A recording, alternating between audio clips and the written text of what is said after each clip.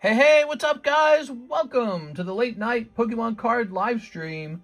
It's Ladies' Night. Ooh, the very first Ladies' Night.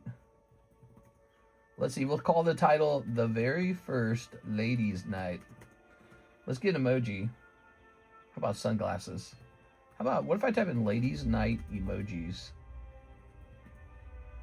All right, let's see. Oh. I'm liking this. All right, let me go over here to emoji combos.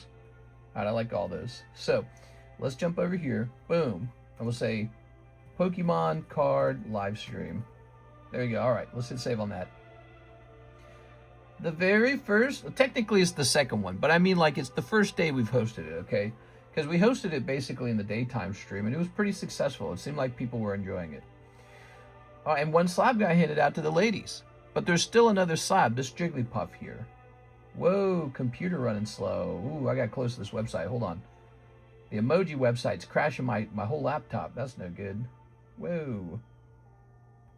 Whoa, the laptop's crashing. Come on, close it. Boy, that's stupid. All right. So there we go. All right. Let's get her done. Oh, man, I was listening to some good Nine Inch Nails. Pause that. I did not want to hit that like button. I won't lie. I wanted to sit there and listen to, you know, Trent Reznor screaming about, oh, and all that other good stuff. All right, we're going to pin this. Let's pin the website. Pin. Okay, we need the additives. We need the tags. I sent a DM. Oh, did you? Oh, let me read it. Peak Hobby. Recent eBay last sold on top 30th celebration chases. All right. Let's see. I mean, they're going for a good amount of money. That's not so crazy, is it? Looks like, you know, like a lot of sets have that. So it's not unusual. We're getting closer to the release of the 30th anniversary, but we're not quite there. Let me go look it up. When does the 30th anniversary Pokemon set come out? September 16th, like a full month from now. But I think people recently ran into like ETBs of that product on their shelf at Target. So that is kind of going viral a little bit. Did I pin this? I think I did pin it. Skyrim music, my beloved. Yeah. Not as good as Nine Inch Nails, I'm not going to lie. Nine Inch Nails a little bit better. So tonight, the very first Ladies' Night. We got it ready to go, basically. Did I grab the tags? Oh, yeah, I'm supposed to grab the tags. Tags. They're going to be up here. I made some content before we went live, so I was actually here earlier, but I made 2 pieces of content. Jump in here. Meow, meow, meow, meow, meow. Meow, meow, meow, meow. Let's see. That's done. The tags are done. Oh, yeah, the ads have to be turned on, yes.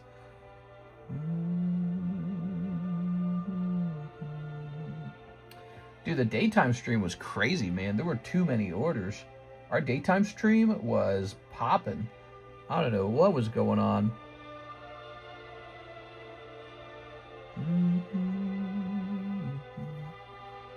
We have a pre-order from Hathim for tonight. All right, and anything else? I sold a card today. I sold my Japanese vending series, Mr. Mime, for $2,500. So that gets us $2,000 closer to our goal. Minus 2,000. So now we only need 398,000.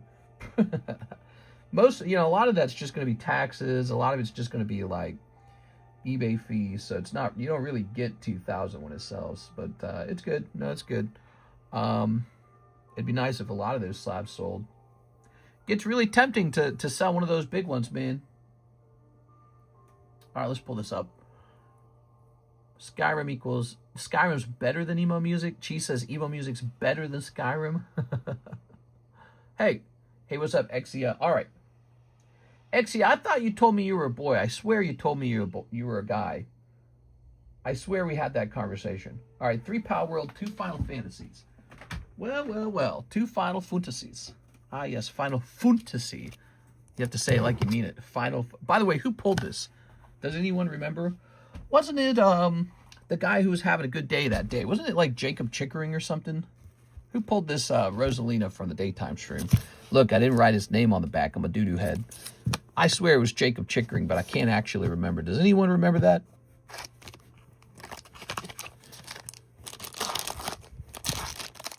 Wait, did I write it down? No, I didn't write it down. It was NHCC on the left and a guy on the right.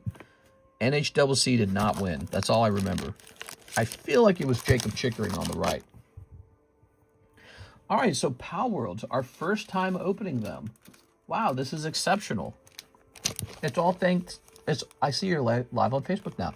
Yeah, I'm doing a multi-stream, so I don't know if that's really good or if I'm wasting my time, but I have this app that lets me multi-stream. So hopefully it pulls in a couple new people. I don't know if it will, but we'll have to see.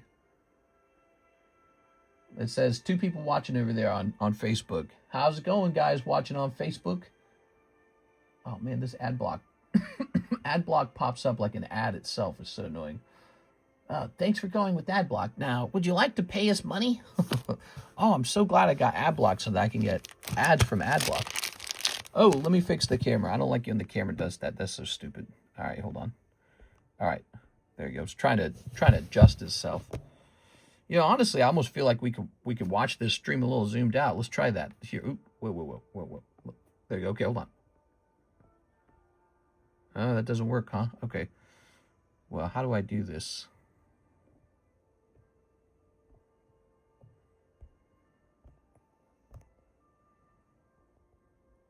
There we go. How would you guys like it if it was like that, huh? A little zoomed out, but not too zoomed out. Now, the problem is if we stream it this way, I think the quality is slightly lower. So if we zoom out a little bit, I think the quality is actually lower because it's the fisheye lens.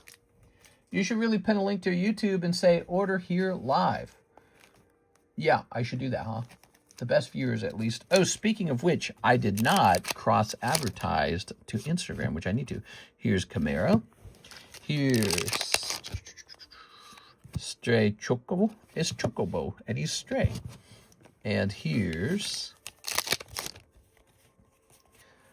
All right, we've got Elizabeth, Queen of the Flower Garden. So you get, what, 3 hollows out of here, huh? Okay. Looks pretty normal. Okay, Pow World. What do we got here? Victor's Strategy Rush Horror. Okay. Other view is better. This is just more hands with smaller cards. Good point, good point. Some people like the zoomed in view. That one's got some texturing to it at least. Penguillet rocket launcher. Want to take your own advice and sell through Probstein? I could do that, but the thing is, I don't like to do auction. And he probably does have fixed buy it now, but you know, a lot of my stuff I just sell here. I'd rather also sell through the no, I'm fine paying the eBay feeds. I don't mind. Here it is. I'm comfortable just selling from my account. Here it is. All right, good. Depresso, Late Night Hustler. Wow. Look at that guy. And we'll go ahead and sleeve these guys up too. Here we are. I've thought about handing him some items for auction. He probably does do some buy it nows as well. Okay, them with an H. The thing is, it probably gets really tricky to manage your items when someone else has them, you know. So auction works really well. But having somebody hold on to your buy it nows, yeah, imagine having to constantly tell them, okay, now raise it. Okay, now lower it. But I don't know. Maybe I'll give it a shot sometime. All right, Hathim, thanks for exploring those. He opened the very first packs of Pow World. I don't think you pulled any major chase cards, if I had to guess, because they're not sparkly enough. You should try playing Pow World. It's really fun. Yeah, I suppose I could do that. There you go. I'm not playing too many games these days. I'm just working. So it is the ladies' night. Let's see. My husband and I share this account. Oh. Okay. What to think about that?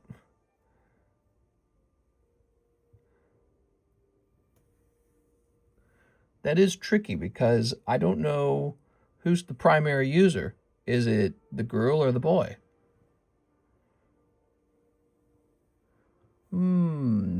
Every married person can say, hey, actually, this is also my wife's account. And so, yeah, see, that's what people are talking about. The whole like verifying who's a girl and not. I probably could just put you in here. I don't know if it's a big deal. Girls are always users. Mark had mentioned Grooky with the gun. Where are the guns? Hey, mister, do you know what's going on with our United States schools and DOE? Been seeing a lot of news about kids not reading and writing, teachers being pressured to give good grades. Oh, no, dude. Yeah, like most things, the schools and all that are highly politicized. So, you know, nobody wants to have a kid with a bad grade at school because then you got to discipline them, you got to work on them, and they're not going to graduate. So it's really important that your kid gets a good grade so that they can go on and go to college and claim to have good grades and get a job. And, you know, so when a kid struggles, instead of saying, get off your ass and go learn, increasingly, I think they're probably just kind of like what colleges are doing. They're just curving the grade. So you're probably referring to the grade getting curved. Hey, what's up, Tammy? It's not a good thing. It makes our workforce less competent. It's the easy way out. You know, people are always looking for the easy way out. Tammy, you're going on. Here you go, Tammy. Happy ladies night, Miss Tammy. There's a ladies night now. You guys can buy Tammy a spot in here. It's a $10 spot. She'll know that you bought it for her if you buy her spot over there. Oscar, I prefer my Relaxaurus with his back missiles. It reminds me of Mechagodzilla. I identify as a girl tonight. Put me in. I'm more into the cards. I'm more into cards than he is. Okay, very good. No child left behind. Yeah, it's a sort of, you know, inflating of the grades. Basically, if you get a good grade, it's not going to mean anything anymore because everyone's got a good grade now. So it's kind of a dumbing down of the schools. They kind of do like the opposite of that in Asia. That's why Asia's always winning, man. They're out there super competitive, like South Korea, hyper competitive, Taiwan competitive, China competitive, Japan competitive. Over here in America, we're like, well, you know, if the kid has a lighter skin color, they're getting a better grade. And so it's probably, you know, they go, oh, well, it's, you know, it's systemic racism or something like that. And then they say we got to curve the grade for everybody. And that's one of the biggest things they talk about. It's really crappy. Really crappy. I don't know. It's patronizing, too, honestly. Let's see what we got. No, it's a struggle here. Because, again, no parent wants to have their child get bad grades. Because how are they going to get a job later? But that's just going to lead to more problems. It's just going to lead to American degrees not meaning anything. High school diplomas not meaning anything. And, you know, if you approach an employer and you've got a good grade, they're going to look at you suspiciously like, yeah, you and everyone else does. And they're not going to hire you, even if you were a smart child. You might have been a smart child, and they'll be like, I don't know. Seems like they're handing that grade out to everybody. Here we are. Ooh, Pikachu. Pikachu. Hey, what's up, CS Man? How's it going? You get a PSA 10. You get a 10. All cards get a 10 because some cards came from worse socio-economic backgrounds. Yeah, something like that. All right, let's see. I do think we can help people who come from difficult backgrounds. I didn't really receive any help when I was younger, but, you know, you probably do some stuff. Libraries are a good idea. I really think the child has to want to learn, you know. I think that's inherent to it all because it's like, you can't stop a child who wants to learn from learning. That's an academic. All the other kids, many of them don't want to learn. What are you going to do about it?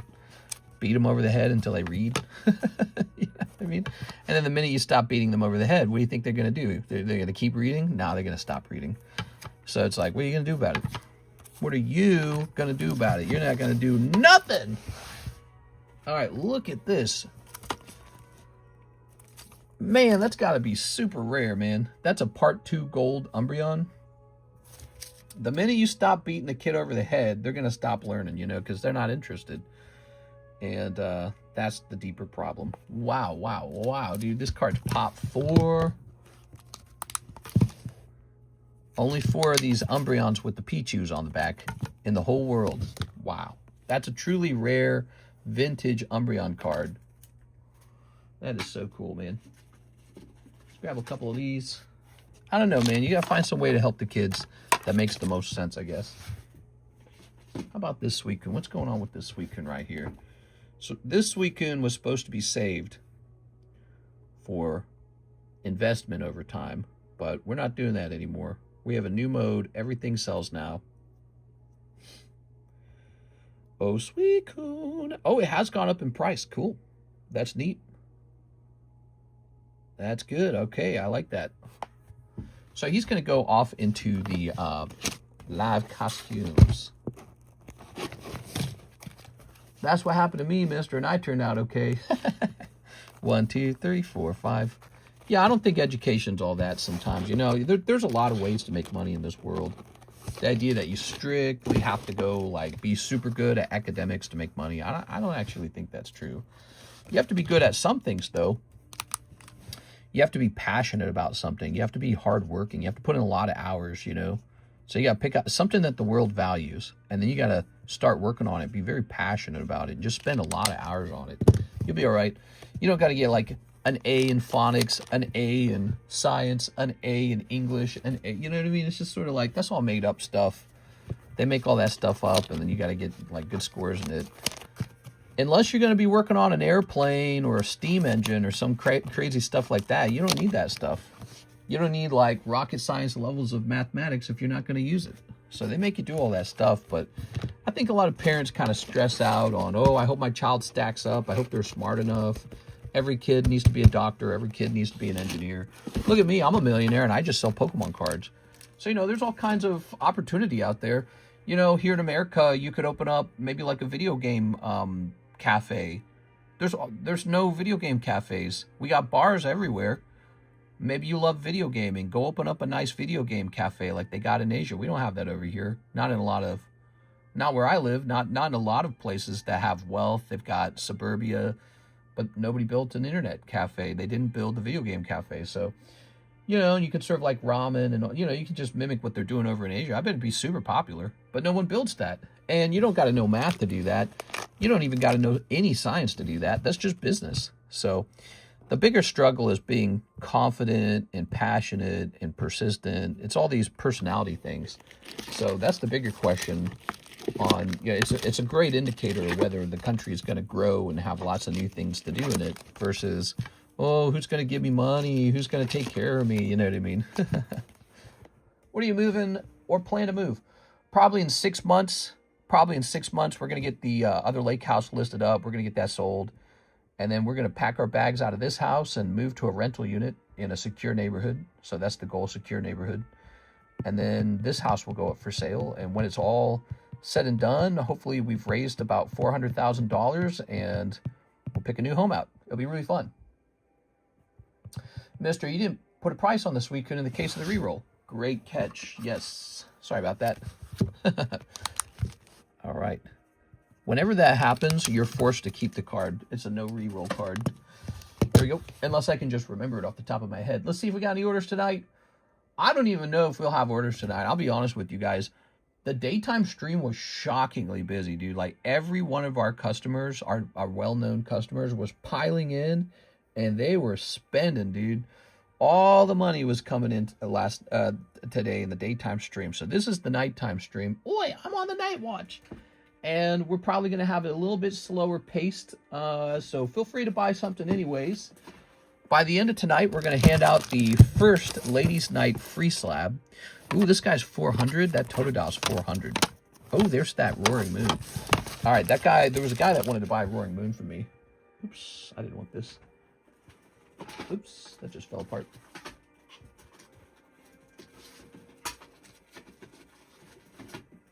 Oh my God, this is so annoying. I got too many slabs.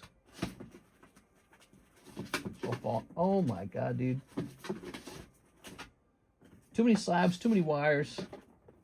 It's all falling apart on me. Come on, dude. All right, there we go. Oh yeah, I was hoping to sell this tonight. Gray Ninja. Isn't that cool looking? You can keep it sealed or have me pop it open. There's the Gray Ninja inside. You like that? So I was thinking of selling that tonight. I'll be letting go of little things that I'm currently invested in, but they need to be let go of, and we need to start rolling that money up.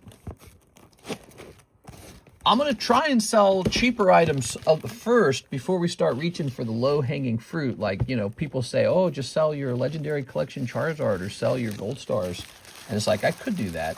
That would be very easy, in fact. But I'm going to try and aim for the cheaper stuff first, you know, because I don't have to get it all done tomorrow. I don't have to move into a new house tomorrow. I kind of want to move into the house and just keep doing what we've been doing, but only after I've settled in and all the finances have been figured out. And yeah, moving costs a lot. It's not cheap. Totodile, boop, boop, boop, boop, boop. That is the Chase This is the Chase Totodile. We should have already done this, by the way. We should have already moved, but we stopped because Missouri was working on becoming a no-tax state. So I was like, oh, maybe Missouri will be a no-tax state. Oh, what a fool I was. So naive. So let's see. It's 4 to create. So that's 100, 200, 300, 300, 400. There it is. 400 Totodile. You know what? We better check and make sure that Totodile is actually 400. Poker playing Totodile. Totodile. Now, what do we got? We got the silver version. Oh, the cheapest one is 500?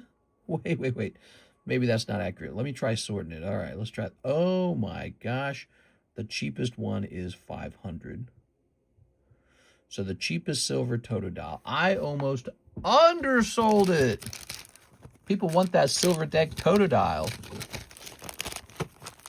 All right. Well, he can't go in now. We almost put him in at the old price. Yeah, I decided to do a price update on him. Think about the in-laws, mister. Have you thought about going ahead and getting a place over there so you can establish residencies and go ahead and get the tax break? Yeah, so I probably won't get a tax break for 2026, but I hope to have one for 2027 for sure. It's not just me, it's Karis too. You know, she works a full-time job and she's a software engineer. She kind of makes a little bit of bank and she pays taxes on that income. So when we're over there, she won't pay taxes on that income. We just keep a little extra chunk of money just for living in the right place in America. You guys got to understand how big of an idea that is. That is huge. That idea, in my opinion, there will always be a flow of people into those no tax states. Whether it's a big flow or a small flow, over time, it will soak up people that want that tax break. All right, we need a $400 slab. What do we got? That's about 400s. Suicune, maybe? Suicune. the Suicune, ironically, might be cheaper than the Totodile.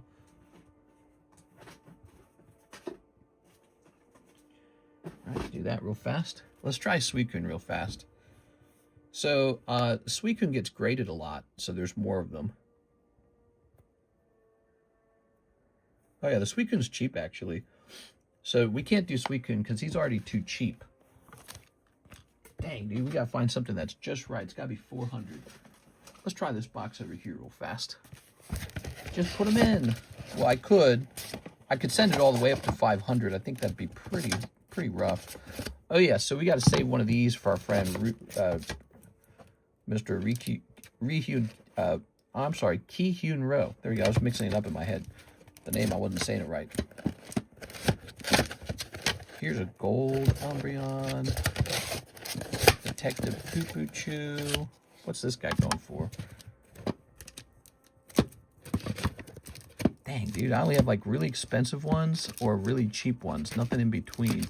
Probably because we eat up all the $400 cards. Maybe this Japanese guy. All right, let's try this. That Umbreon would be a great pull out of the live customs too, actually. How many poker cards did you grade? It's like you have an unlimited supply. I'm pretty sure I'm the single largest holder of poker cards in America because you see me with a lot of graded ones, but you don't see just how many ungraded ones I have. I basically bought them all. Okay, this is going to say Umbreon 25th. I could show you how... Ooh, he's expensive too. Wow, what the hell? All right. Yeah, I don't know what to think of that. All right. I'm having trouble picking out a new slab to replace the other $400 slab. Let's put these back for a second. Let's not worry about it for a second. Let's check the queue. I know there's some gentlemen that are interested in those 2 cards. Let's just grab this real fast.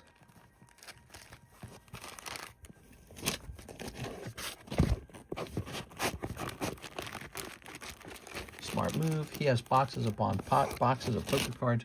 Yeah, it was me. I was just buying them all up because I felt like no one else really cared about them. And they sell. I mean, they don't sell the way, like, you know, some other cards sell, but it's weird. They do sell.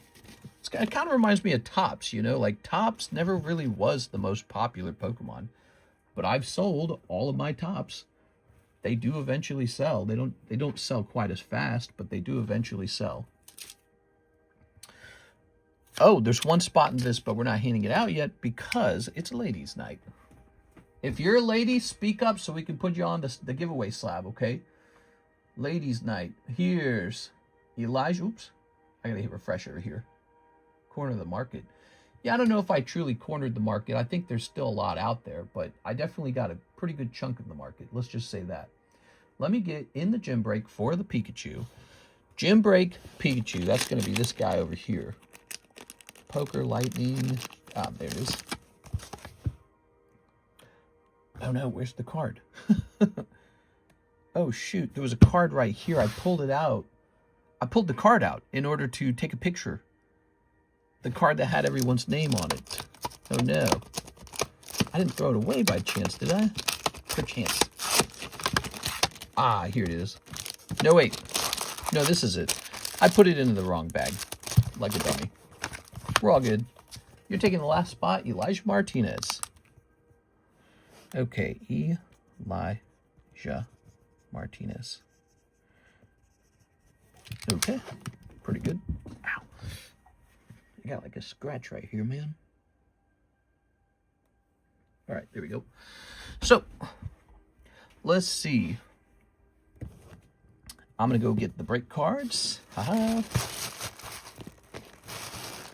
1, 2, 3, and 4. Ooh. Haha.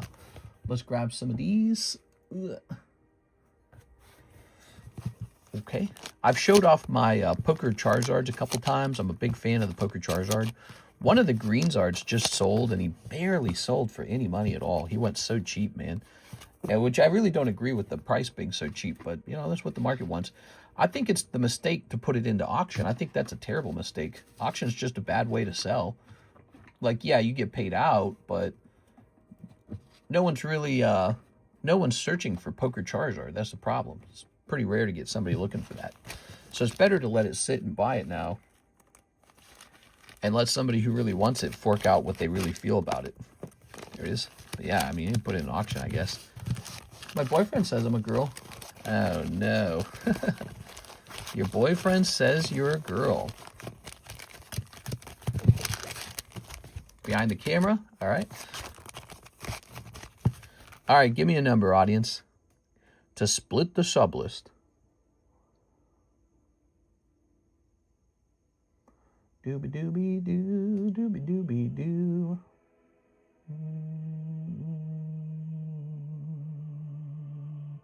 3. 1, 2, 3. All right, there it is. And here's the Gengar, and there's the sub list. So spot number 1. Boop. Oh, look at that on spot number 1. Dude, I don't know what it is, but spot number 1 keeps winning. Jesus, dude. So spot number 1 is Team Rocket Grunt. Here's NHCC. Here's Nicholas William. And here's Elijah Martinez. I even hid the packs to make it like, you know, well, I don't think it changes anything because I believe every roll was totally legitimate. But yeah, I mean, spot number 1 keeps winning. And I was hoping spot number 2 or something would win for a change. Look at this. Oh, wait, well, there's a spot number 2. Spot number 1. Yeah, that's a lot of spot number 1s. Wow, it just keeps winning. Yeah, apparently you guys should grab spot number 1. I bet you if you do, that'll be the round where it doesn't pull.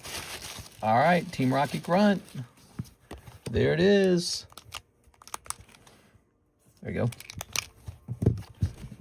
go. Okay. That's the sub list going off. And we'll grab this. Someone better send in right now for that spot number 1 if they want it. All right. Now, oh, and we did circle that, right? Okay, so it should be up to 11. That's crazy. Yeah, that's pretty crazy, but I guess it doesn't make...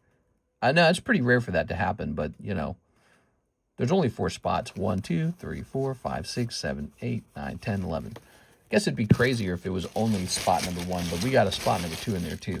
So it's up to 11 now. At 12, it'll be 1/3 of the way done. Shocking. That is one of the busiest breaks there is. People are happy to jump into that sub list. Oops. Oops. All right, here we are.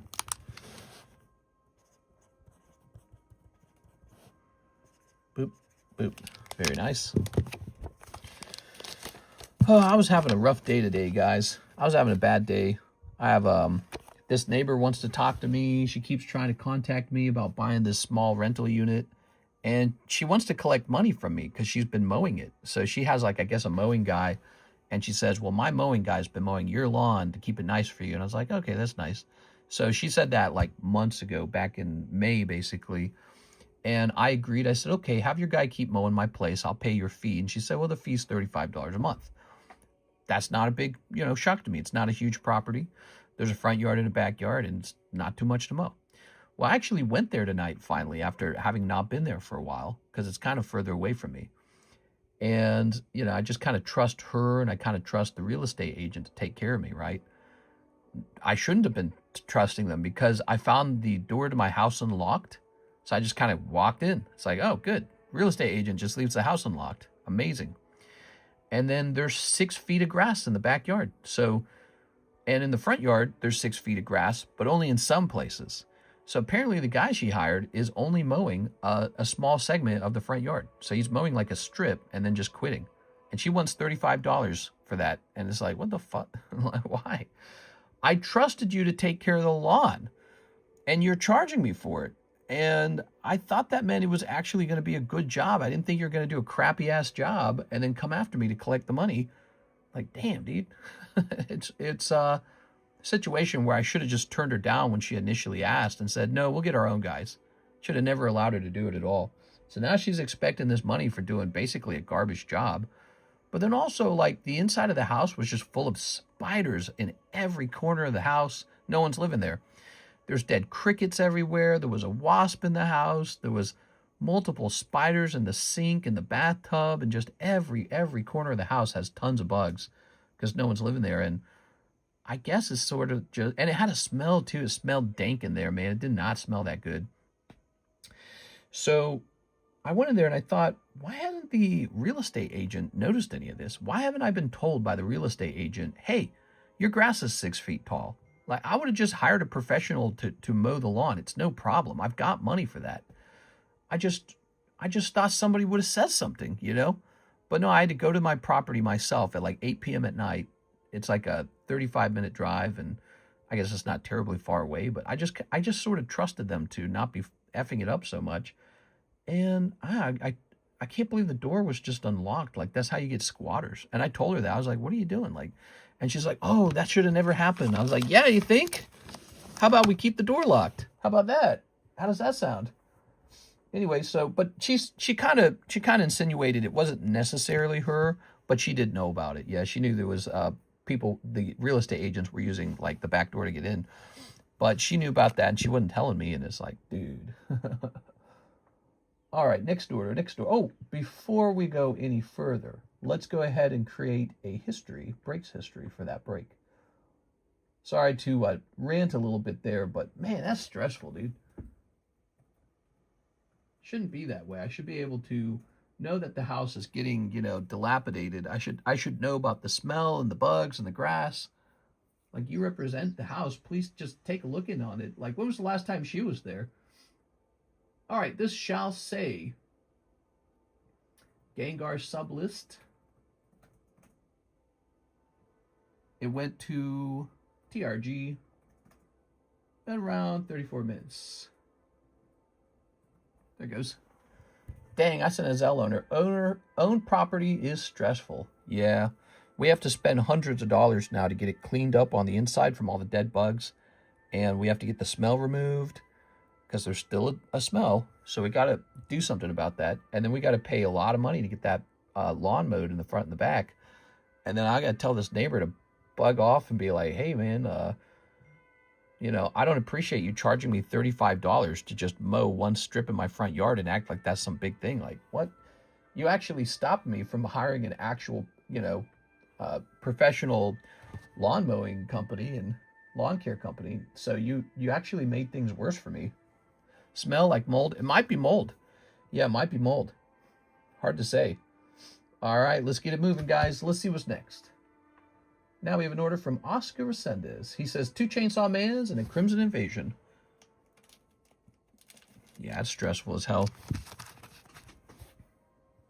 I talked to AI about it all night long. I decided we're dropping the price of the house down to $145, and we're going to market it as an investment home. The truth of the matter is the home should be about $220,000, and it needs a little bit of work done to it. It needs new siding. It needs new siding, and the flooring is kind of weird when you walk on it. So it's got 2 serious issues. Soft floor joists, they're called.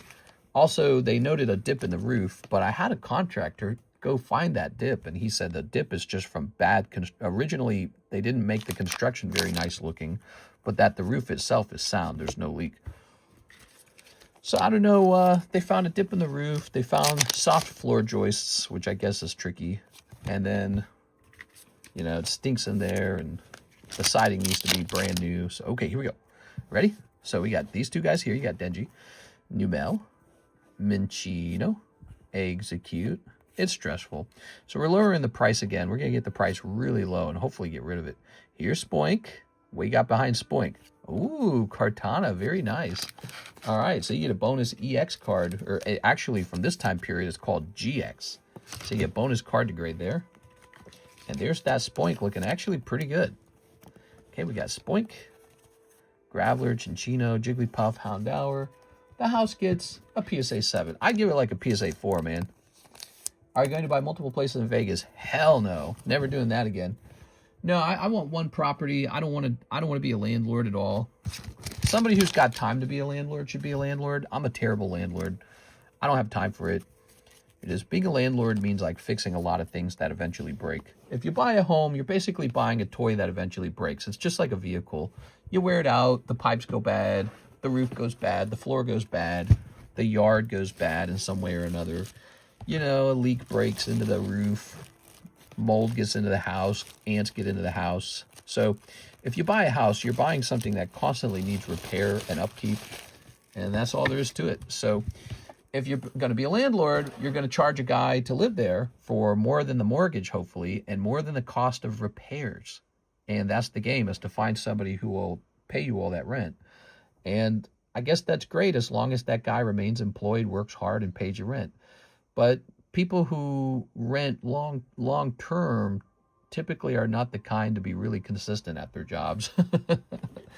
So it's like this cat and mouse game, I feel, where it's like, you know, the person renting the home doesn't care if your air conditioning unit breaks. They don't care if they slam the doors and the windows shut, or if, you know, they punch a hole in the wall or pour something down the drain that doesn't belong there. They don't care about any of that stuff at all.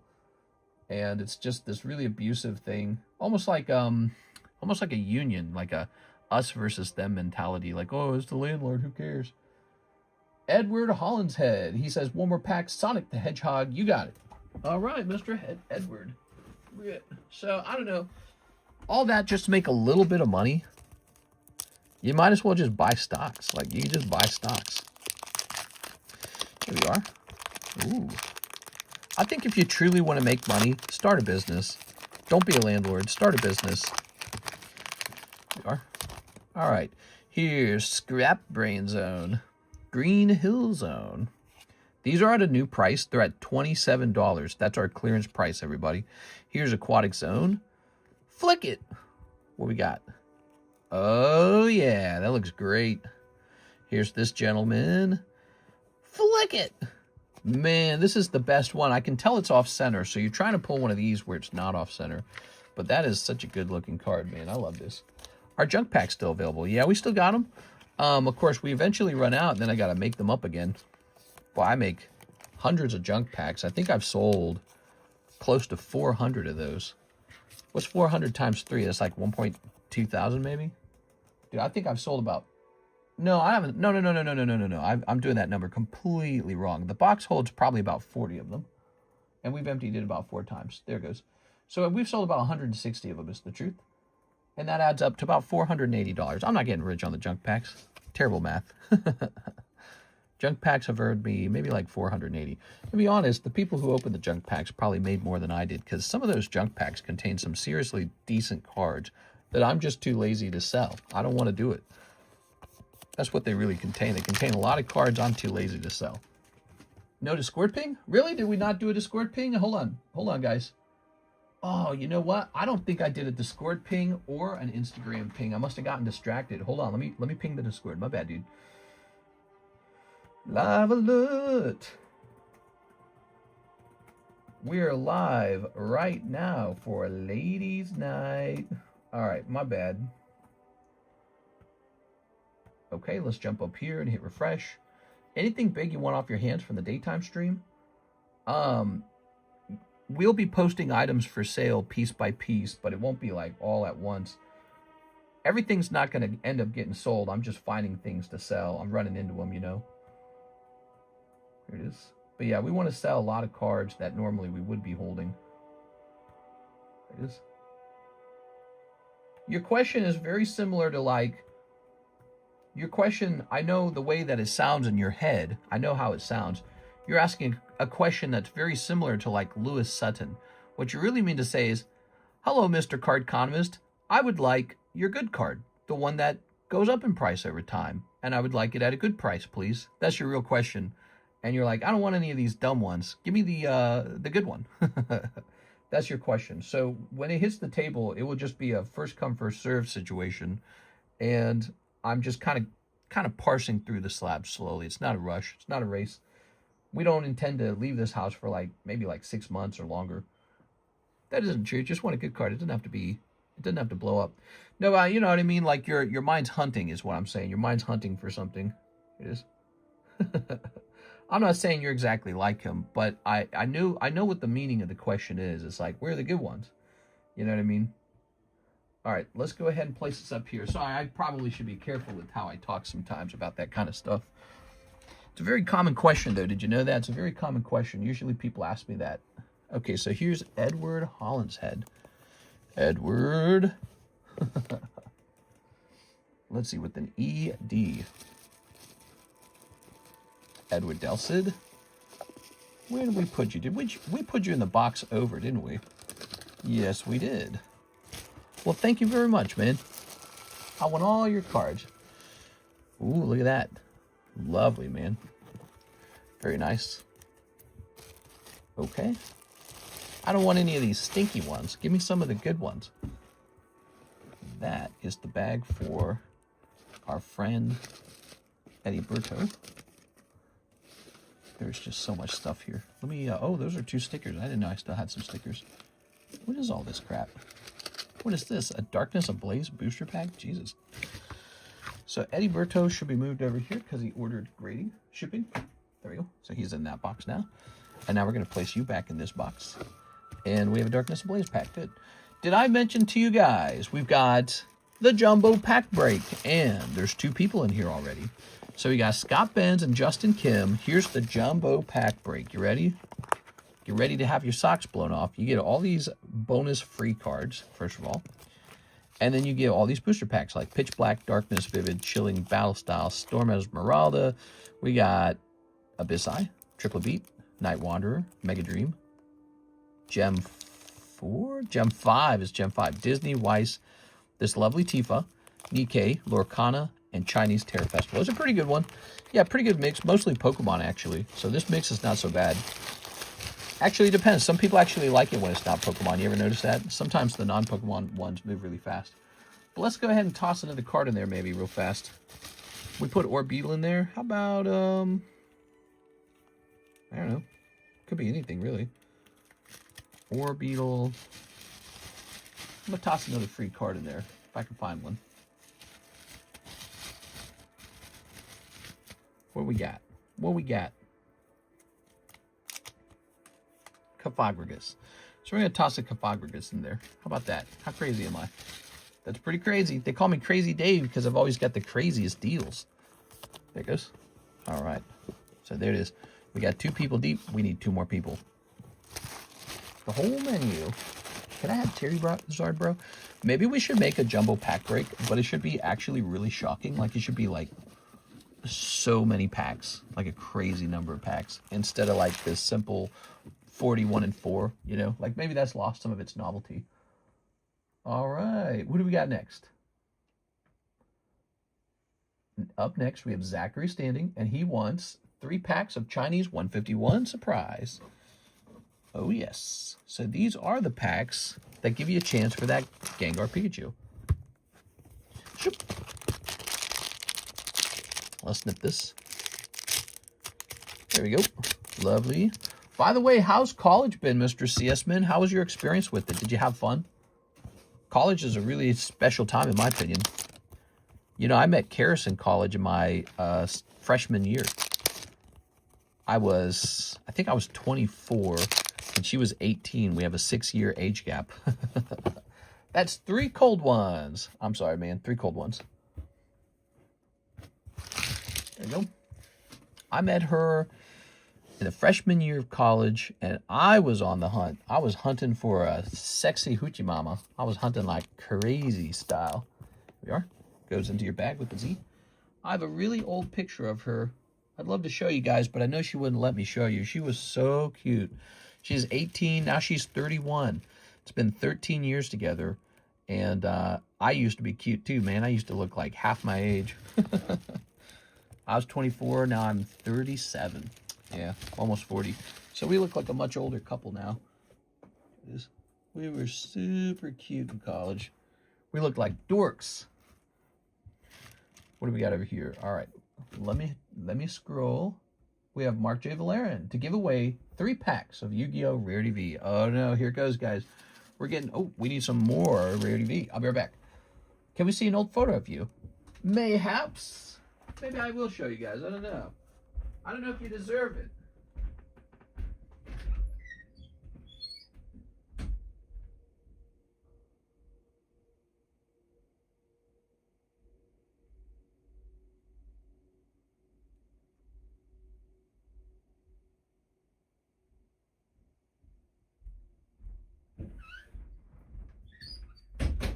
All right.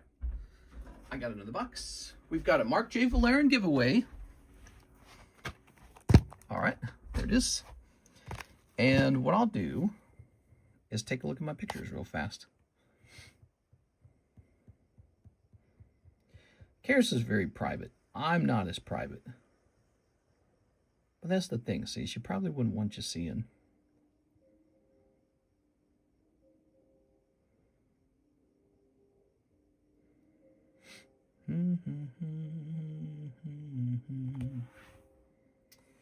She one day found our oldest picture and shared it with me. Where did I put that?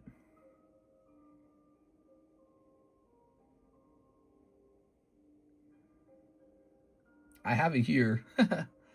Nah, she wouldn't let me share it with... She's too shy. She doesn't want to be on the internet. Dude, we look like kids here. It's crazy. Wow, that was so long ago. All right, I looked at it. Yeah, we look really different now. We look so much older. We need a picture to bring in the ladies tonight. Oh, good point. We are. All right. All right, Mr. Mark. He wants to give away 3 packs of Yu-Gi-Oh! V. But you guys have to answer a question in order to get the packs. You ready for the question? What was the reason for creating Blue Eyes Shining Dragon in Yu-Gi-Oh! The Pyramid of Light? All right, who can answer that question? I put in a very odd order. CS-Man, you shouldn't have. There we go. All right, let's see. So we're going to take this card out and put these cards over here.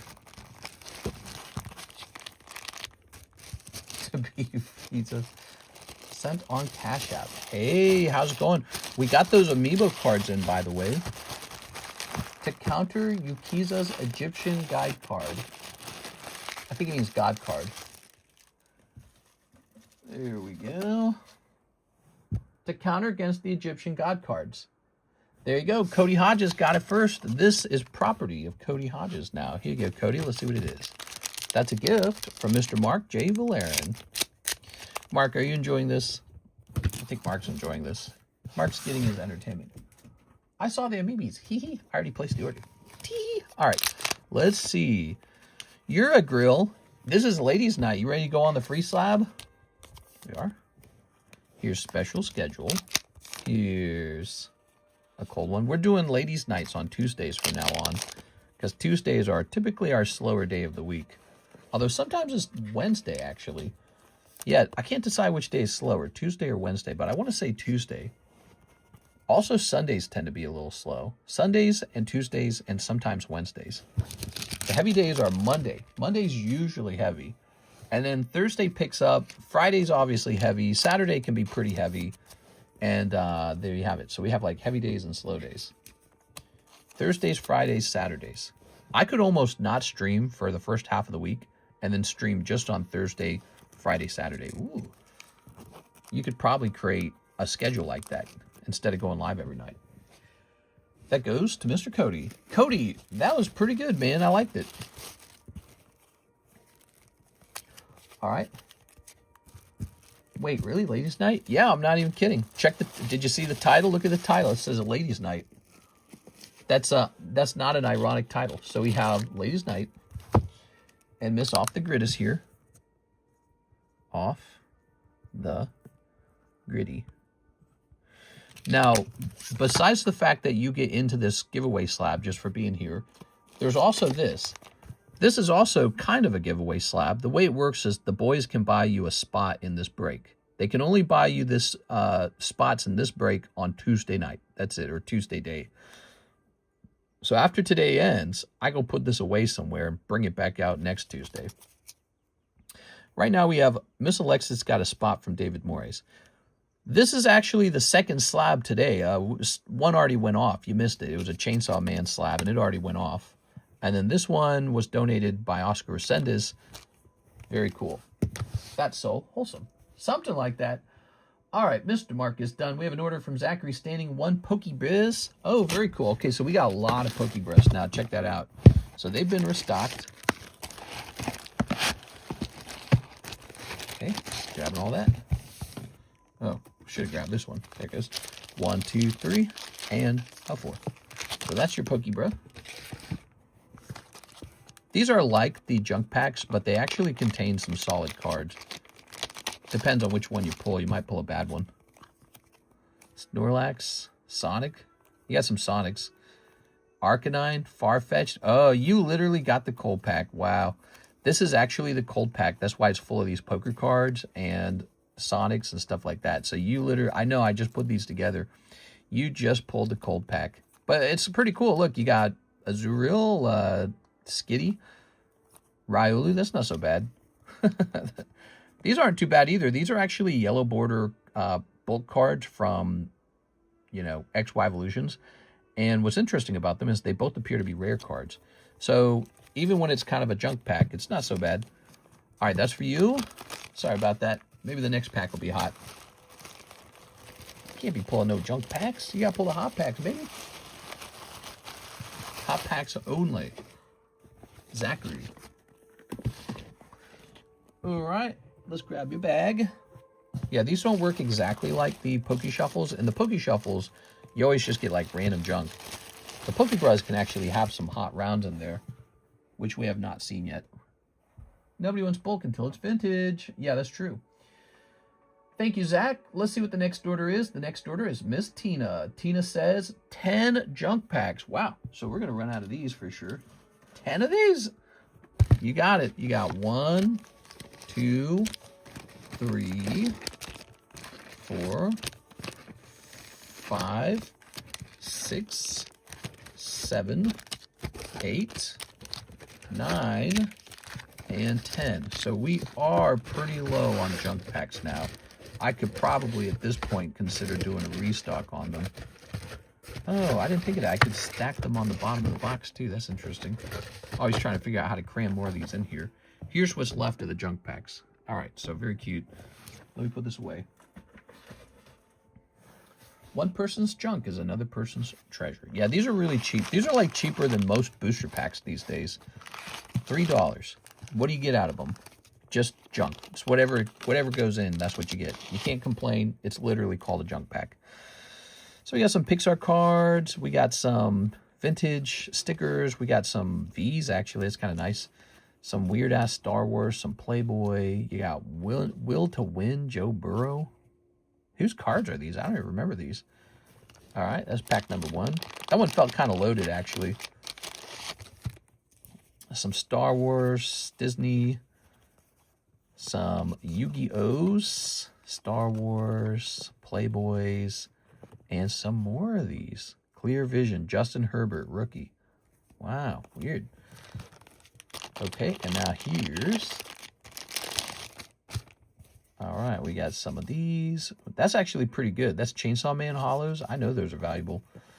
This will be 2 Metazoos. Here's some One Piece hollows, some Girl Card hollows, a bunch of Girl Card hollows. Just whatever I ran into. Some Lelouch. That's a Lelouch star. Wow, you got a star pull? That's like a chase pull in a box. I didn't vet these. I was just grabbing crap. I needed to make them really fast. All right, 2 of these. Tons of One Piece here. And some Girl Cards. All right, so far so good. Did anyone try them Poke Donuts? Man, I'd like some Pokemon donuts. I don't think you're allowed to ship food like that around the country, though, are you? What are these? Are these... That was a lot of bulk. I don't know why that was in there. Oh, snap. Those are actual Japanese V and VMAX cards. That's valuable.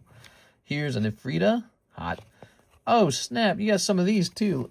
Dang, dude. I don't know why I was giving these out. These are like pack fresh or something. Yeah, these are more... these are definitely more generous than they should be, so I don't know if they'll always be this good, guys. Some yellow bulk, a hollow, some Fortnite. All right, what's this? Who was making the donuts? Duncan. No. Krispy Kreme. All right, lots more of these stickers. Apparently, I just got tons of stickers to hand out. Ooh, more Star Wars, more Playboy, 2 LaMelo Ball rookies. Are these valuable? I gotta know if these are valuable. I don't know where these came from, but these are. I clearly don't know what they are. I gotta know what this is. Okay. Oh, wow. This is like a $24 card, it looks like. Look at this. I think it's the same card. And it's $25. Wow. I didn't do myself any favor on the sport cards then. I mean, look, there's actually 2 of them in there. So that's a $50 pack. So, all right. Well, that can't happen anymore. I don't know where they came from. I didn't buy those. Somebody must have traded me or something.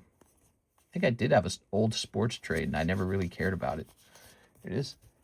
I'm going to see if they have any tomorrow. Yeah, I definitely didn't do my research on the sports cards. Here's some more Disney. Some more Star Wars. Justin Herbert, LaMelo Ball. Did I only have Justin Herbert's and LaMelo Ball? The fact that it's only those 2 characters makes me feel like these were all decent characters, you know? Like decent cards, in other words. All right, one of these. And there goes the junk packs. Yeah, I don't know, guys. I might need to hold off on those. I think I'll declare them sold out. I can't be having, $50 of sport cards in the $3 junk packs just because I don't know what a sport card is. Here it is. All right, very nice. I'll declare them sold out at this point. You are. If there's some more Justin Herbert and LaMelo Ball rookies and they're selling for $25, I better just put them up on the table for sale or some crap like that. Just ordered 10 junk packs. Didn't know they had that much variety. I apologize, but they are sold out, okay? We are. All right. I can understand why you might want to make that purchase because you got $25 sport cards coming out of them, but I can't honor that. until we know if I've been loading these up with super expensive sport cards that I don't understand. Wow, that's a lot of cards, huh? So this, if you guys didn't know it, this is about $30 worth of a junk pack. 30 bucks for a whole bag.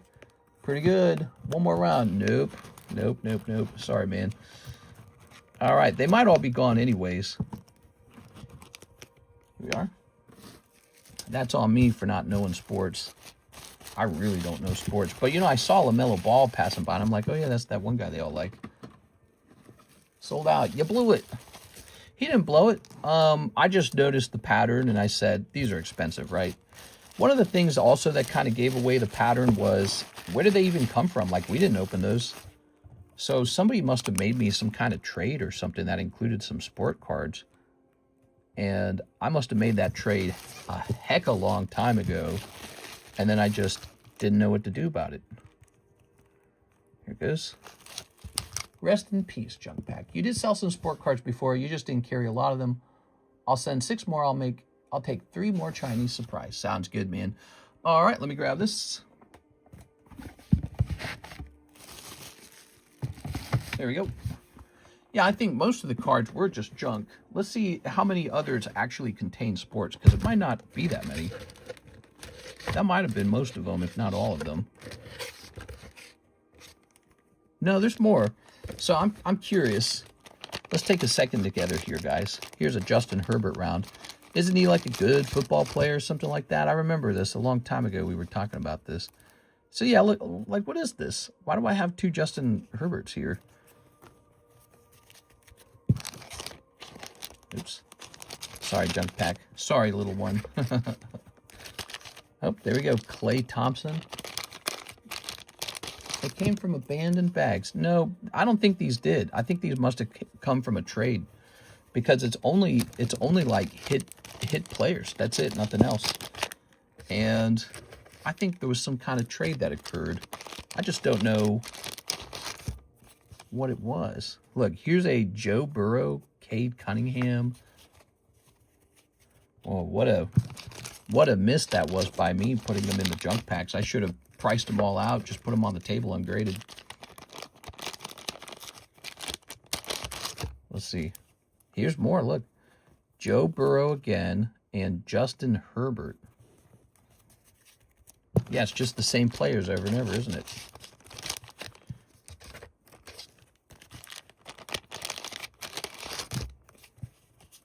Okay, that goes back to Fortnite. So that might have been all of them. Yikes. Wonder how many hundreds of dollars I lost before taking notice. No, here's another one. That Burrow is good. It says Resendez. Here's a Justin Herbert, Joe Burrow rookie. Okay. Here I am giving them out for $3. And they might be worth like 25 bucks. God, I'm a doofus, dude. Look, there's another LaMelo Ball rookie. And here's another LaMelo Ball rookie. Wow. You guys were going to get all these for $3 each. That's on me. I shouldn't have done that. I should have been smarter. I should have done my research on sports, but because I don't like sports, I didn't do it. All right, the junk packs are available again now. Junk packs are back to normal. But these have been removed. The remaining sport cards have been removed. So this is what I am able to recuperate. I'm curious. The big head Herbert. I'm curious. What happens if I scan these? What do these look like? Ready? All right. So we got a Hornets LaMelo Ball. Oops. Did I understand what it just took a picture of? Yeah. So this is LaMelo Ball rookie. And it's for about $24. Wow. Should I bother grading these? Crazy, dude. Okay, and let's check this one. So this is rookie LaMelo Ball. $36 in junk packs, please. Yeah, I know, right? Oh, you're saying you would like to go ahead with the junk packs. That's what you're saying. Okay, we can definitely do that. Okay, so here is the card. Is this right? It's $45? That can't be right. Look at this. Silver Mosaic Prism, $45. Is that right? Man, I was just handing these out, man. But here's one that's 15. Why is this one 15? I don't understand why that one's so much cheaper. Well, I tell you what, I'm not going to spend my time pricing these for the moment. Let's get these into a bag. We are. So he would still like the junk packs. That sounds good to me, man. All right. Toss this up over here. We'll figure that out later. Tossing a $45 card in there like I don't know it. It's such a rare occurrence for me to be so off price. All right, let's see who's got the oldest order. Who's got the oldest order? Not sold listings and no watchers. Yeah, exactly. It takes more time than that to price something, so I don't want to rush it in the middle of a live stream. That would be dumb. All right, we got Chris A. He says, 10 of the Weiss Japanese Blau Disney. Oh, yeah. We're going to have some fun tonight. $28 for a spot in the Topps Pokemon break. Oh, yeah. Let's see how far along that is. Chris A. I like this. This is a good order. All right. Chris A. That's called the cheap split. Golden Mega Rayquaza cards. No one's pulled the Mega Rayquaza Golden yet, guys. Oh, how many is left? We got 4 people in here. 4 spots remain for the Topps break. Topps pack split. Marvel Impel Series 1. Ooh, yeah. This one's been selling like crazy. There we go. Let's snip this. Good. My supplier offered me a price on OP17, but he offered a price that was so high, I actually turned him down. I told him I'll pass. So we are not ordering Japanese OP17 for the moment. He wanted a crazy high price. I don't know if that set's like the best set ever, but that's the way the price tag looked like. Kind of scares me, man. All right. I miss your Monster Hunter videos. Hello, everyone, and welcome back to another Monster Hunter World video. Here's Sandman. I got an interesting item up for sale on eBay, Mr. CLJ. Let me show you it. I was gifted a statue from Capcom, and it is going up for sale as well as part of our move. So here it is. That's Velkhana. Remember Velkhana? Still in its holder. That's the box, and that's the letter from Capcom. Pretty neat, right? So that comes with the statue. Here's Sandman. I'm going to let that item sell, and I'm going to apply it toward moving. So thank you, Capcom. Here's Spider-Man. Spider-Man. I really like that one. Avengers. Punisher. I've had that item for a long time. It just sits in the closet gathering dust. Someone might as well actually enjoy it. Here's Wolverine looking like a psychopath. Here's Shadowcat, but she's holding like a dinosaur. Axe of Vengeance. There's a Dr. Doom. Oh, yeah. Mephisto and Mr. Fantastic. Mr. Boombastic. All right. You know, I played Monster Hunter Wilds, and it just didn't captivate me the same way that Monster Hunter World did. There you go. There we go. And we were so busy with this channel, too. It's so difficult to try and do 2 channels at once. Doesn't seem feasible. So this is the more important channel, as it turns out. We deal in really expensive things over here. Like, look at this card, Mr. CLJ. This Mudkip, I received a $300,000 offer on that Mudkip. So as much as I love video gaming, working in collectibles is kind of like being a gold and silver dealer. And it's like it's a real, much more serious job, I think, than video gaming. Video gaming is like, it works if you get the most attention, if everyone wants to watch you play Monster Hunter, and Monster Hunter's the game everyone wants to watch at the moment. I just didn't feel that with Wilds. I didn't feel like it was going to hold on to its positioning in the attention economy. So, I was playing it thinking, man, even I'm getting bored of this fast. So and maybe put out some DLCs and all that. But yeah, I mean, there's a lot of guys all fighting for the same ad revenue. Here it is. Look at that. Frozen. Very nice. There's a lot of guys fighting for the same ad revenue from playing video games. And whoa, you got a little Moana stamp on your box. Excellent, man. That's great. So that would be a very gradable card right there. You should also, oh my God, you should also get a Disney stamp card. Peter Pan. Understandable. Yeah, we deal in collectibles right now, and it's kind of a big deal. I'm in the exact right place at the right time. And, you know, when we grew the GameConomist channel, I want to say it was kind of like the same thing over there. I was in the right place at the right time for that video game. And now I've been in the right place at the right time for Pokemon cards. And it's been a pretty wild ride, man. I've been successful the whole time at it. It is, whoa, look at this.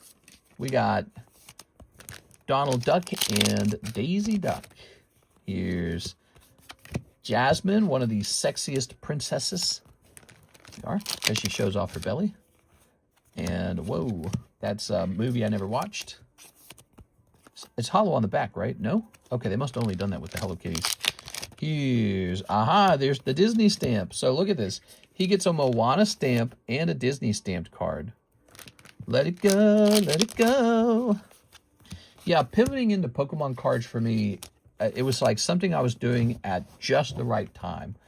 And one of the pieces of content I made today talked about a booster box that I purchased back in like 2020. I purchased it for just $8,000. Maybe you guys follow me on Instagram. I don't know if you do. Here it is. But here it is on Instagram. This box right here. I bought this at just the right time for $8,000. There I am showing the packs inside off. And that's a sealed Japanese base set box. Today's value, maybe $170,000. I remember the desperate scramble to obtain the box. It was actually really difficult to get because it was a dude who had a girlfriend who reached out to me randomly on Facebook, where I really don't spend very much time. And he's like, hey, will you buy this vintage base set box from us? And he's a guy who's not a Pokemon dealer. He's not selling it on eBay. It's a lot of money at the time. It's $8,000. That's a lot of money. And he's just some random dude. He seemed kind of sketchy, actually. He was kind of, his Facebook page made him look sketchy. And then he told me it's not even his box. It's his girlfriend's box. And he said, well, her dad passed away, and now she's inherited this box, and she doesn't know what to do with it. And he says, I'm going to get it sold. And then, after agreeing to it, they got scared. They're like, well, maybe we don't want to sell it. We don't know you, and what if you keep the box and keep the money somehow? And I'm like, I'm the card economist. I'm not going to do that to you. So I have to convince them to sell it to me. It takes a while. Look at that Dr. Doom. That looks great, man. This Dr. Doom is going to sell for money. I'm telling you, Mr. Chris A., those Dr. Doom cards are good now. They're good because you got a big Dr. Doom movie coming out. And he might be the bad guy for a little while. Maybe it'll be a trilogy, or maybe it'll be a two-parter. Who knows? Anyways, let's see. Let's grab the Chris A bag. I think you're over here. So I have to convince them to ship it to me, and they're like, we don't even know how to ship. So that becomes the next problem, is they don't know how to ship an $8,000 booster box, because you got to think about it. For most normal people, that's a daunting task. Here's $8,000 in a little brown box. How do I safely get this to him? Like, what if it gets lost or stolen or crushed? So I'm teaching them how to double box. I'm telling them, you don't need to use super express shipping. Just ship it really secure.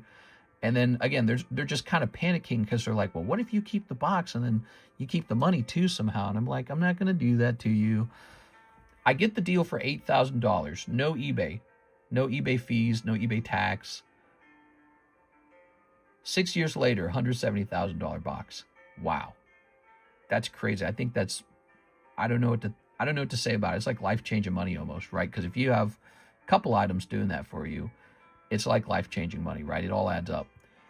Pretty interesting. That's the story of that booster box. All right. Thank you, Mr. Chris. Appreciate the order. The next order is for our friend, Miss Bridget. All right, Bridget, we got you on the Ladies' Night giveaway. And she says, for one Hello Kitty pack and one regular amiibo. So I got these Hello Kitty packs, but I think they're always the same cards on the inside. So once you've opened one of them, you've kind of opened all of them. Now, as for the amiibo packs, where'd the amiibo packs go? Ah, here they are. As for the standard amiibo packs, these are good. Here they are. Thanks for telling us the story. Yeah, I have a lot of stories like that over time from the collection I put together. I have a really nice collection. See this card, Mr. CLJ? This was a card I always wanted, but I was always negotiating to get it cheaper because I thought it was overpriced. And there was this time period where it got posted for like, I think it got posted for like 15,000. And I was negotiating real hard to try and get it down to 12. I was like, well, I'll buy it from you off of eBay, so no eBay fees. And, oh, and by the way, it's overpriced. 12,000 is way too much. And I remember the person almost sold it to me with all the negotiating. But then they're like, you know what, get lost. You're offering too low. So I negotiated and lost. He didn't want to sell it. And then I just gave up on it because I genuinely felt like 15,000 at the time was too much money. There's a lot of the cards you can buy with $15,000. At the time, it wasn't so obvious that the gold stars were going to be the cards that go to the moon. Okay, so that's how it is. You don't know till later what's going to go to the moon. And because this card right here is about 200,000 now, right? So it used to be 12,000. I'm sorry, it used to be 15,000. You got Rilla. Rilla as Hello Kitty. But look, the card is for like Hello Kitty furniture. And I think it literally gives you the furniture in the game. I think that's what these cards do. So if you end up wanting a sealed pack of these just to save as a sealed pack, I think the sealed pack is very pretty as well. See, look, right here. So a sealed pack, at least the sealed pack has a little Hello Kitty character on it. But yeah, I think these are always the same when you open it. So they really are just for playing the game. Now, these packs are better because they have a variety to them. So there's better cards in some packs than other packs. Anyway, so after negotiating with that guy and giving up, I walk away from the card. And, ooh, it's that Tom Nook right there. You just go straight to pulling Tom Nook. Wow, that's great, man. I got one of these, and I think I listed it for, like, a little bit of money, man. I wonder if yours would grade 10. It's got that little bump on it from the amiibo in it. Cool, man. Great job. No way. You got it. So he's one of the better ones. We've seen a couple good cards in these sets. Here we are. All right. Very nice. So, Miss Bridget, let's go ahead and grab your bag. I wanted to grab a bunch by now, but a lot happened. Evolving Cry is going to be $8,000 per box soon. Now, why do you say that about Evolving Skies? I'm curious, because I'm thinking about selling some Evolving Skies to move as well. Miss Bridget, I'm moving. I'm going to Nevada. We're gonna save up a lot of money. We're gonna move to Nevada.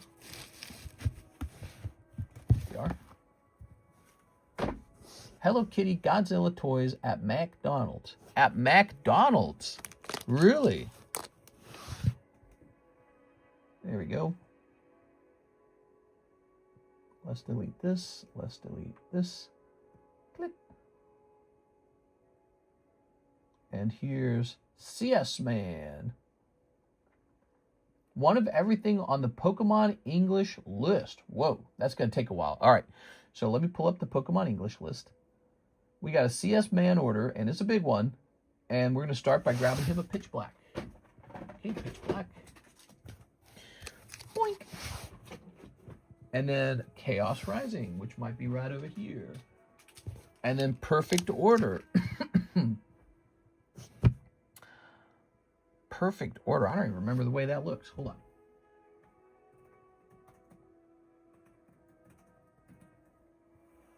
Did we not open a lot of that? Let's see. Yeah, that's the Nihil Zero set. Where the hell is that sitting? Oh, it's over here.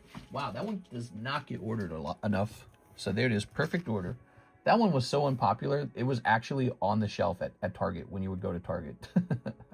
Ascended Heroes. Now, Ascended Heroes is the opposite of that. I can't get enough of the Ascended Heroes. This one sells all the time. If you have a sealed case of Evolving Skies, I would hang on to it. Yeah, it's a cool set. I like Evolving Skies, man. Here we are. I also like moving into the mountains in Las Vegas, too, though. So, you know, it's a temptation. All right. They got mountains out there. Did you guys know that? They have mountains in Vegas. When you think of Vegas, you think of, like, gambling. You think of the Strip. But when you get to the very border, you run into Mount Charleston, and they're building up into that. They're building real close to it anyways, and it's very pretty. I have a booster box of Evo Skies, but only one. I got it for 300. Nice, dude. Yeah, those did really well, didn't they? All right, Phantasmal Flames. Here's the Phantasmal Mega Evolution. That'll be right here. Black Bolt and White Flare. Okay, Black Bolt, White Flare. Come on now. So here's a White Flare. And here's a Black Bolt. Is that Black Bolt? That's Crown Zenith. Oh, Black Bolt. Oh, snap. Do we have Black Bolt? Yeah, here it is. Found it. Come on now. There it is, Black Bolt. And Destined Rivals, which I'm a very big fan of. Now we need a pack of Journey Together. Okay, Journey Together, which is way back here. McDonald's Dragon. Where do I keep McDonald's Dragon? I don't keep it in a normal spot. I keep it in a weird spot, don't I?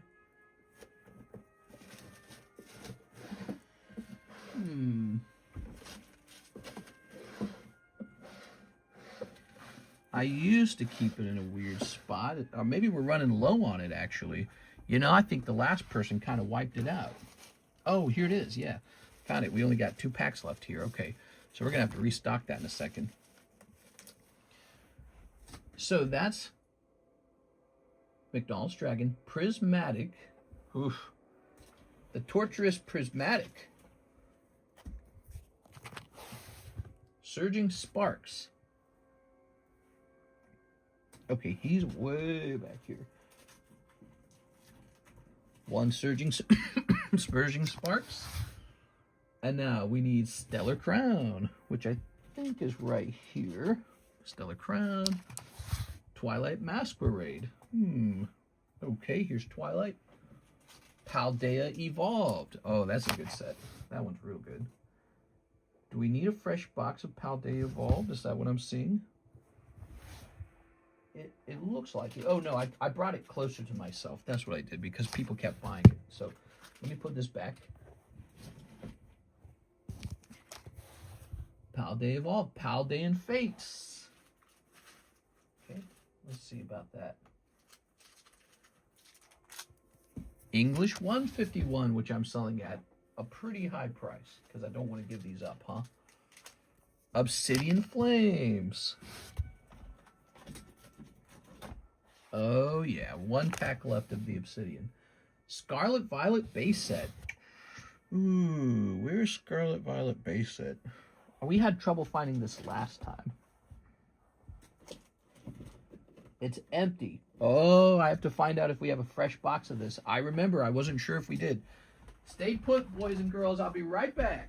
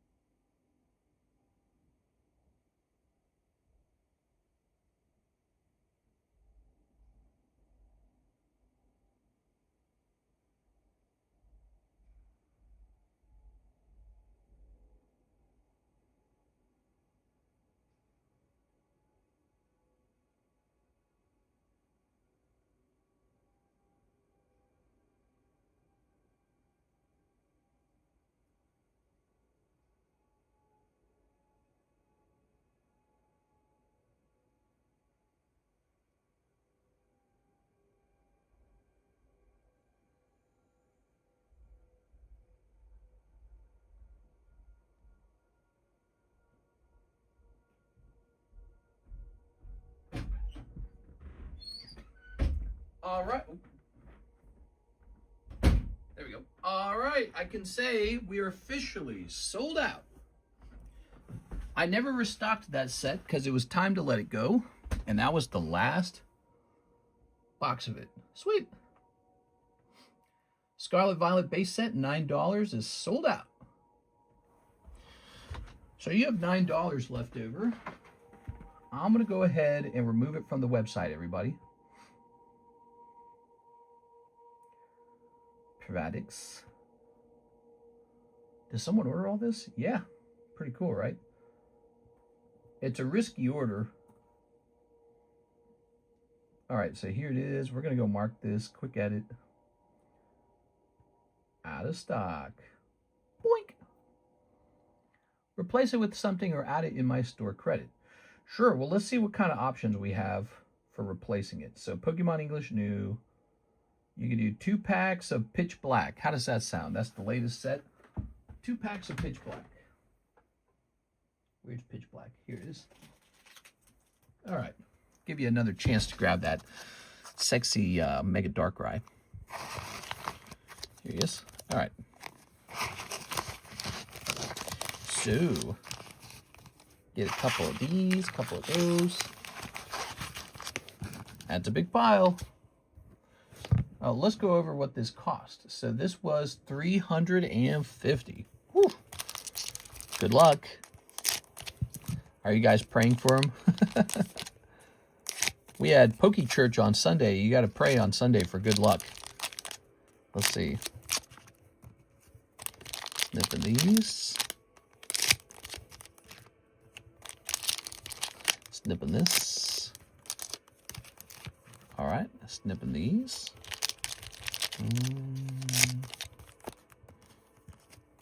Perfect order. Chaos Rising. Snipping this. Snipping these 2 as well. I'm liking this, man. Snipping these 2. Snipping these 2. Jesus, man. These are huge.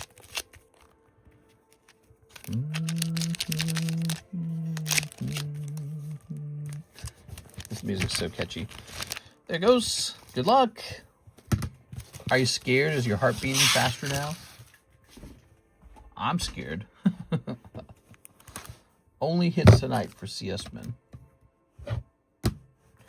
Ready?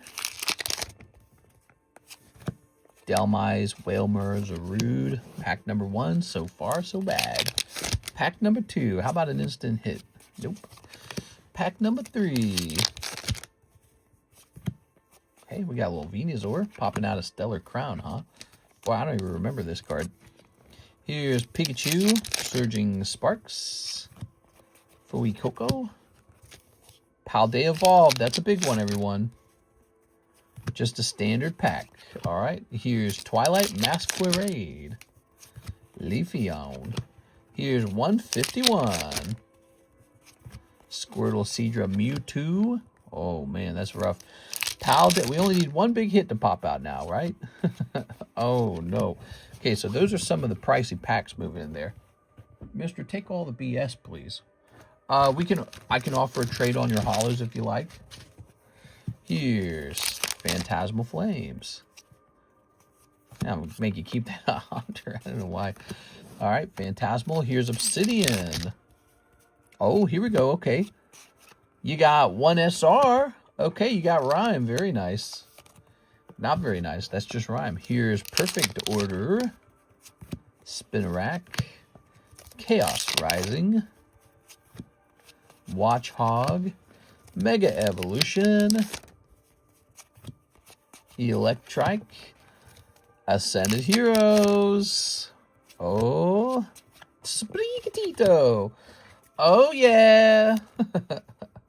All right. Sprigatito pull. Here's Destined Rivals. You want your little Misty's Gyarados, maybe? It's kind of a nice one. Here's Pokemon White. Durant. Pokemon Black. Okay, not a Master Ball. Journey Together. Ooh. Wailord. Now, McDonald's Dragon Mystery or whatever, Dragon Discovery. Oh, yeah, I was going to say it's going to automatically give you some good cards. So we got Mombreon and Poopachu. Okay, here's this. And here is the Pikachu. And here's Prismatic. All right, take a deep breath. Nothing but net the whole way. You got only hits. It's, you know, this happens with the mixed orders sometimes. The truth is, if you had ordered 36 packs in a row of something, you probably would have gotten a couple hits out of that box. But since you're buying 1 pack from every box, you might hit nothing but the misses. right? It's possible to do that. It's not possible to only hit misses if you're buying all 36 packs of one box. The Pikachu is legit. Isn't that funny? The Dragon Discovery was one of the cheapest packs, and it handed you one of the best returns. Isn't that strange the way that works? Misty's Gyarados is a nice little bonus from the Hollows. Sprigatito, Rhyme, and Venusaur. All good. Thanks, Mister, for opening. It was really cool. I've seen this many times, you know. I've seen openings of this style many times, and my opinion on it is it's high risk, high reward. So, like, for example, if you get really lucky, you can pull like 2 or 3 SIRs, right? Because you're pulling from multiple sets, right? And I'm going to get some of these good hollows out for you, okay? So you don't just trade them away to me. All right. So there you go. I can trade you this little pile for $5 if you like for the Charmander trade. And then here's Leafeon, Mewtwo. Now the Squirtle there is actually pretty nice. He is from 151 after all. So you might want to actually consider grading that one. Charmander, he's cute. All right, there we go. So talking about McDonald's, has there been any more talk about when the next one will come out? Well, apparently Burger Chew was not reprinted in English like everyone thought would happen. Okay, got some cards here. Why don't we give you a couple free grades? A little off center. Let's see if I can see any that look really decent enough. That one makes me a little nervous. Ooh, this one's pretty clean. Oh, the Sprigatito's a little clean.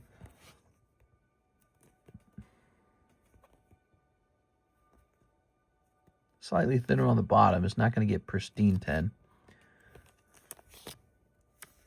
Wow, look at that. Isn't that nice? That's what you need. All right, so your Sprigatito could be a 10.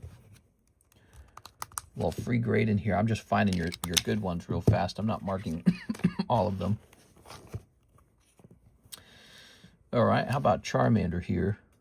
Meh, he's a little off-center. How about Squirtle? Squirtle's actually decent if he can grade 10. No, he's got some kind of markup here. Okay, here's Mewtwo. He's from 151. Now you can see he's thin at the bottom. Here's Leafeon. He's got a mark over there. Here's Pikachu. This would be really nice to get in a 10. Might actually help you earn some of that money back. Thin on the bottom. White dot on the back. My God, dude. You probably don't want to grade this one. It's just not worth it. And here's Misty's Gyarados.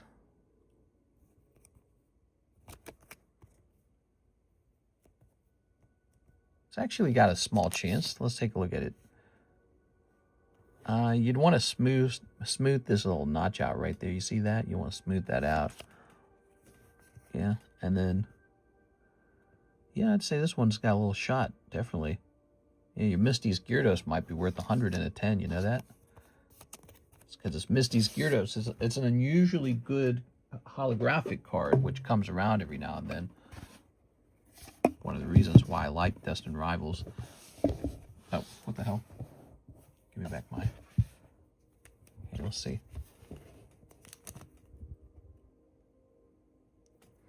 If we don't get rid of that, it probably won't grade 10.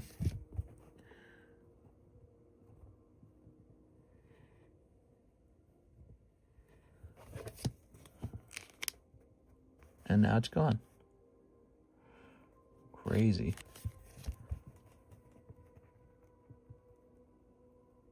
Just going to run that through the whole thing, and then we're going to flip it over and run it the other way. Okay. And now you have a card with a really nice edge. All right, so I don't know. I don't know if they can detect that. That's my question, is can they tell that I've fixed it? That's my question. It's a good question, isn't it? But it would have been a 9. I would have marked it 9 otherwise. We'll say 10 minus on this one. This one's pretty experimental. Besides the fact that we did the correction, it's also off-center. So this corner here, if you look carefully, is thinner than this corner up here. So there's clearly off-centering going on. However, that's not outside the realm of a 10. And then this Umbreon here. Okay, you ready? Oh, that's so clean. Oh, except for a white dot down there. That sucks. All right, so you got a white dot down there. Bummer. Oh, you don't summer, my man. Wealth whispers. We have a yacht in Nantucket. All right. There we go. Wifey, of course, was overserved. Okay. We'll look at that. Hey, Cody, good to see you. Just popping in and saying hi. Got to go to bed early to take the madre. Miss Sarah, it is ladies' night.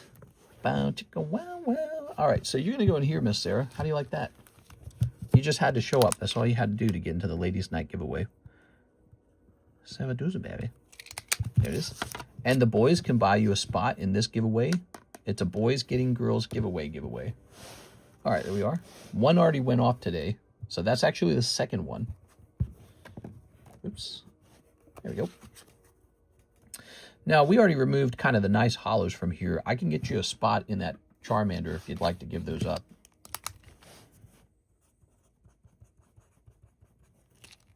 Woo, ladies' night. Yeah, we might host this every Tuesday. And I think it just might be a girl-specific giveaway each time. Trade break. Just over here. And we're going to put you in there, and there we have it. So we gave you, ooh, that's the store credit bag.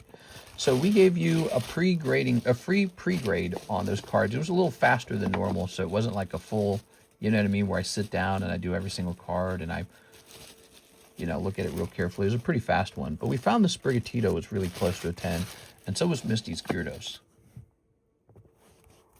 All right, I'm going to set these over here on the bulk. And then I'm going to set these over here in your bag. Boy, that Umbreon, if it had graded 10, would have been really good. Okay. Just like the Tricker Trades.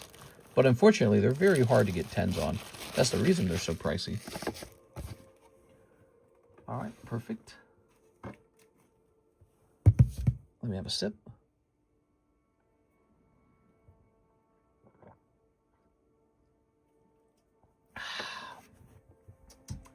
Now, Zachary's standing 10 junk packs. We're going to do it, Zach. We removed those wrongly priced sports cards. And so you're just going to get the regular packs now. 1, 2, 3, 4, 5, 6, 7, 8, 9, and 10. I always think gay cowboy when I see that.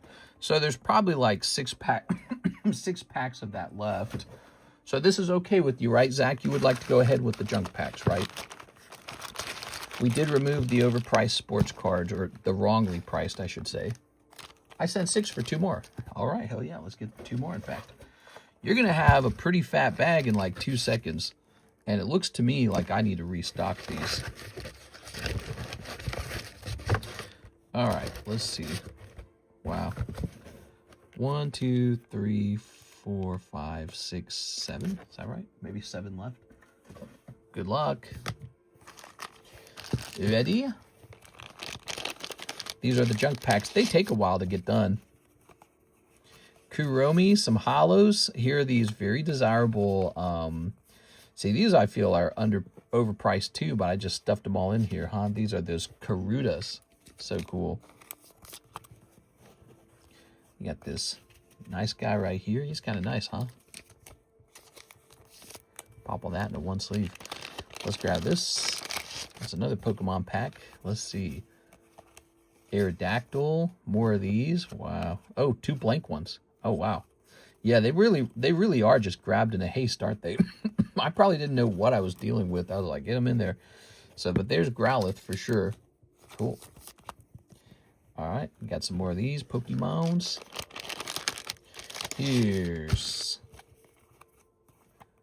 Kyurem, Silvally, Sandshrew, Hypno, Flareon, dude. What the fuck?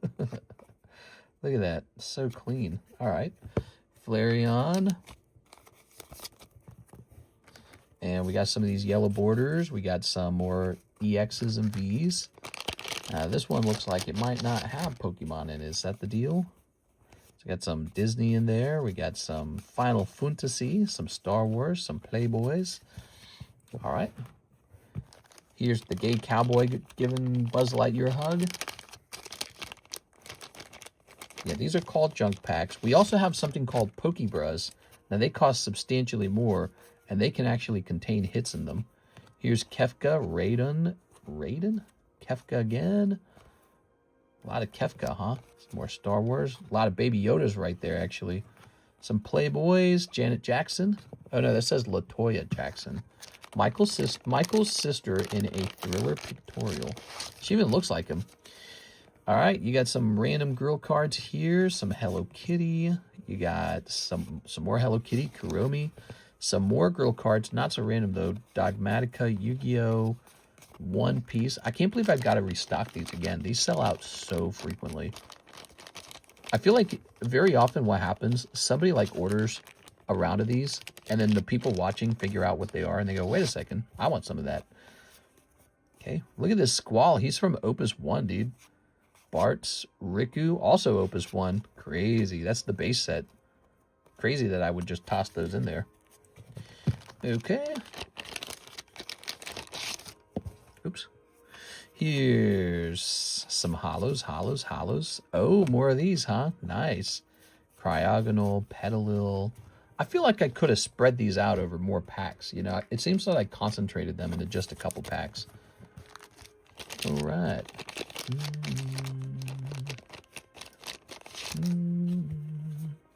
Some more hollows. Stealth Kraken.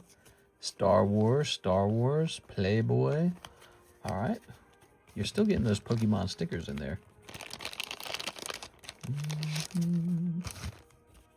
Okay, some more of these, Some Hello Kitties,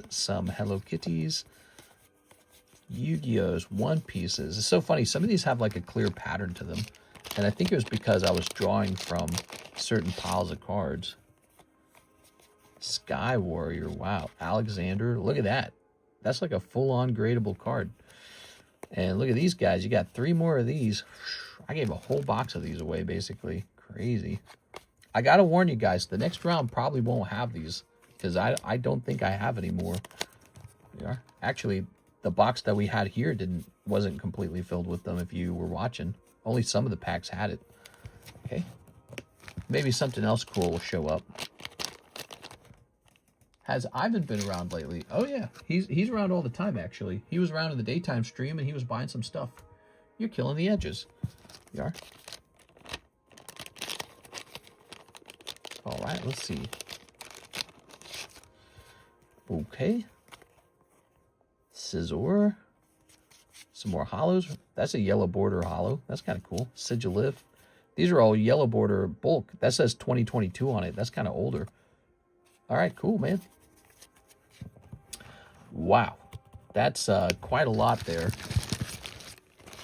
Every time we open a big round of these, like 12 or 10 of them, there's always like 2 or 3 bags worth of cards left over.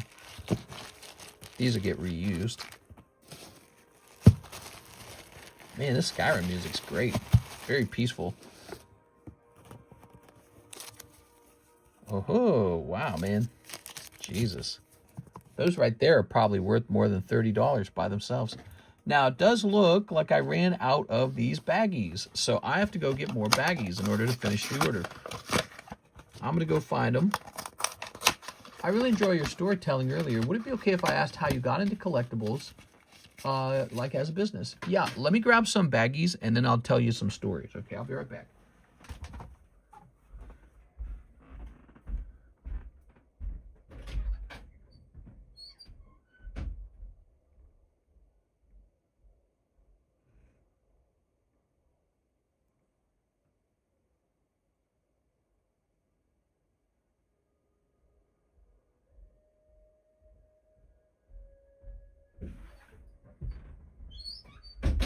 All right. It probably all starts back when I'm a kid, and I'm a kid from a pretty nasty family. There's like 11 kids, and there's a lot of fighting and poverty. And Pokemon cards is like this one thing I'm really enjoying in life. I get really good at it. It's really obvious. I enjoy trading. There we go. When I was a kid, I would like hoard money. I had siblings that would get money and they'd spend it right away. And actually, I have like a money jar that's still with me to this day. And I had it from my childhood. I wonder where it is. I should ask Karis about it. She probably knows where it is. I think it's in the garage. And it's just full of like pennies and quarters and shit like that. And I had that from when I was a kid, and I just hoarded it all the time. I would put more cash into it, and I'd protect it really carefully. And so I was this person who didn't like to spend money. I liked to see it kind of grow. That was where I got my good feelings from.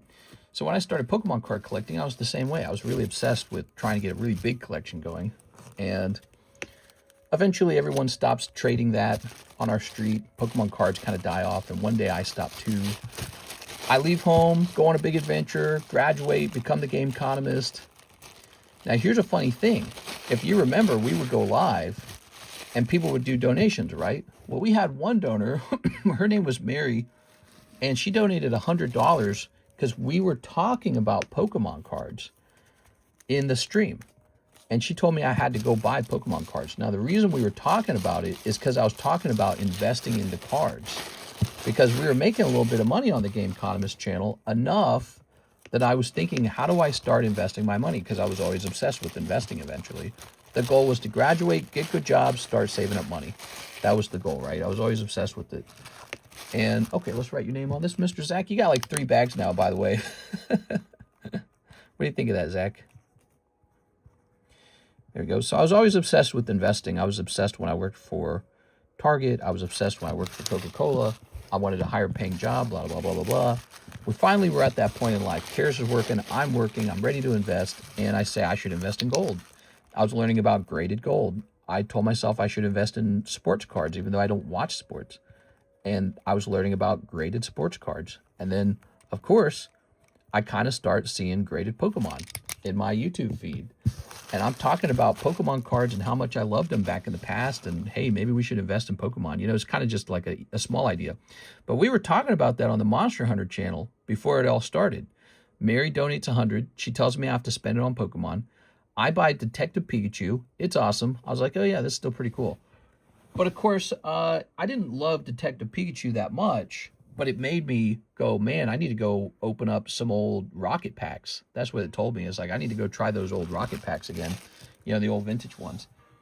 And when I started researching that, that's when it all started. I took a plunge one day and made a very abnormal order. All the way back in 2019, I dropped $2,400 on a first edition Team Rocket box. And that's where it all started. That's where we got back into it. I was officially in, because dropping that much money on Pokemon cards was like already insane. Anyone who was doing that must have been absolutely crazy. I dropped $2,400 on a box of Rocket and hosted a Rocket box break on our second YouTube channel, TheCardconomist, which probably, it started out with just like no followers at all. And people from the Monster Hunter channel started coming over to TheCardconomist and hanging out. And so that's how it was all started. We bought those cards with the money Mary donated. I was like, this is pretty cool. I made a decision, let's invest in a Pokemon. And I said, what I would do is I'll start up a second channel, The Card Economist, where I'll just show off what I'm buying so that I earn ad revenue on top of owning that item that's going up in price, right? So that was going to be the trick. The trick is the item will go up because it's rare, but also I'm going to get ad revenue on it. So I'm going to earn ad revenue from showing off what I have. That was the decision making behind it. Eventually, one day I'm live and I'm opening packs, and I ask somebody, hey, would you like me to open you some packs? And of course they answer, well, yeah. And I say, okay, send me some money and I'll open the pack for you, and it'll be your cards sitting here in my house. That was where it all started. It was just really very natural, very basic ideas. And I think at the time Hidden Fates was coming out, and we started selling it at like $8 a pack, and our acquisition of the packs was probably around $5 to $6. And man, I just started making money instantly. So it's like all of a sudden I needed more product. So Karis and I climbed in the car and we drove to Walmart and bought more product, because it's like that's where I was getting it from. So then I would come back home and okay, now I got like 30 packs of it. And it all sells out in minutes. It's like, what? I couldn't get enough. So now I got a bigger problem. I need quite a bit more of it. So I start going around to all the Walmarts and the Targets and grabbing up Shining Legends too and whatever else I could find. And I'm like, all right, we got Unified Minds, we got Hidden Fates, we got some clearance Shining Legends. Boom, it's all sold. I'm like, oh my God.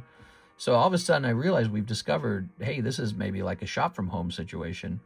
Now I'm starting to buy products off the internet because it's not enough. You can't just drive to Walmart. It's a waste of time. So pretty fast I discovered it's not worth it to drive to Walmart. It's just not worth your time. But back then there weren't any scalpers or anything like that. So there always was product at Walmart. It's just not enough to supply the stream. And then one night we're selling like $3,000 of Pokemon cards in one stream. And I climbed down into bed and I'm like telling Karis, I'm like, dude, this is about to change our lives. You know, I'm telling her that. I'm like, this is insane. $3,000 in sales in one night. I mean, it was just so bonkers how much money that was to handle $3,000 in a day. Nothing I'd ever done. And, you know, so if you're doing $3,000 a day, and let's say you did that all 7 days of the week, and you multiply that by like 36, that's like $1 million, right? It's like $1 million. Did I do that right? Yeah, it's $1,000,095. I sent a ZELLE order. All right, let's get it. I was a Skylander scalper. That's right. Back when I was working at Coca-Cola, this was just before I went to... Okay, Miss Tina Lee. Tina says 4 junk packs, 1 booster box of the Japanese PRB2. Ooh, those are pricey. I don't know how many of those I have left, but I think I'm almost sold out of those, the PRB2s. All right, here we go. We got 1. Anyways, I host a vintage box break, just like something PokeRev would do. His channel was basically already big before I even started mine. But like PokeRev and TCA Gaming, you know, they were already selling these vintage packs. I said, we can do this. We can do it too. And it sold out pretty fast because our packs were pretty cheap back then. It didn't cost much to get into a box. But, you know, if I bought the box for like 2.4 thousand, then I probably sold the packs at that time. Hold on, let's see. Did I do that right? Okay, and divide that by 36. That very first box break, it was probably about $93 per pack for first edition unweighed packs of Team Rocket. How cool is that in a box break? Just basically nothing. Nowadays, you need $2.4 thousand to buy 1 booster pack in a box break. All right, let's go get that PRB2. I'll be right back.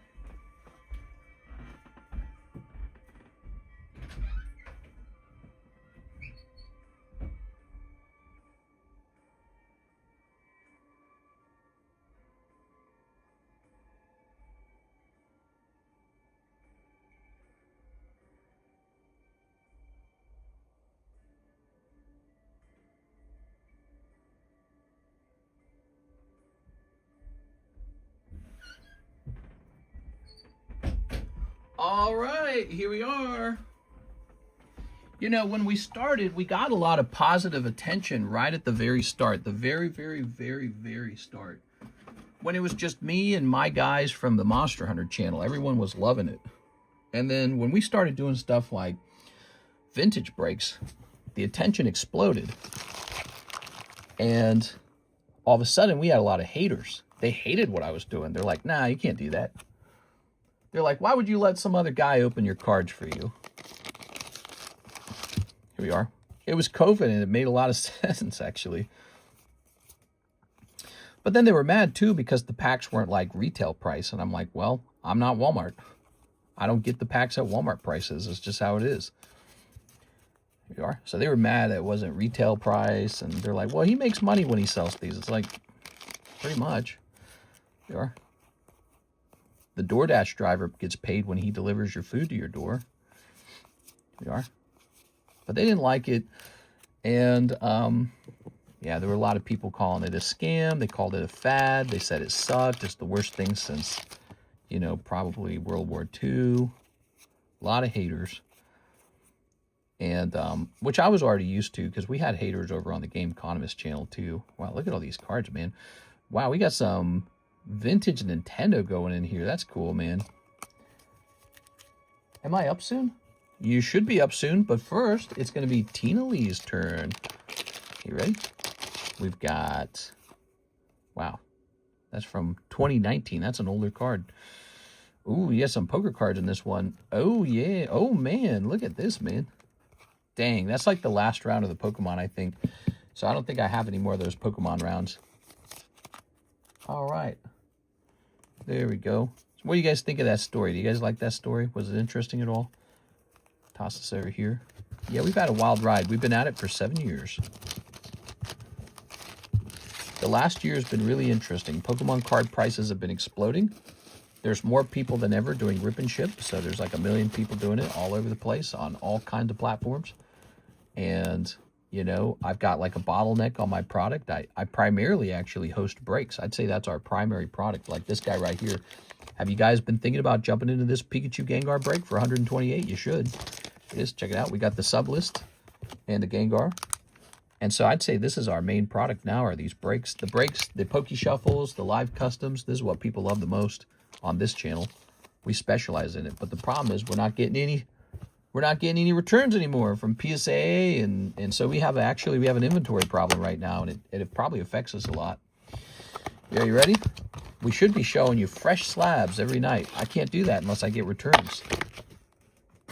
All right, here goes. Miss Tina, 1 whole box of Japanese PRB2. Let's make sure the math on this is right, because this is pretty expensive, okay? So 4 junk packs is pretty cheap. It's just $12. And then OP PRB2 probably has a price next to it. Yeah, $95. Perfect. All right, so you didn't mess the math. You didn't mix the math wrong. We've been having that issue a couple times, and so I check sometimes. It is. Some guys accidentally do the math wrong. Oops. That's a PRB1 box. Oh, what did you order? Oh, no, these are really expensive, aren't they? Oh, no. Oh, shoot, PRB1's much older, isn't it? Wait, maybe we are sold out of PRB2. She's like, I'll take that PRB1 box as a substitute. Give me a second. I'm going to go looking for PRB2. They look similar to me because I'm not a one-piece collector. These are pricey as hell. Hold on. Give me a second.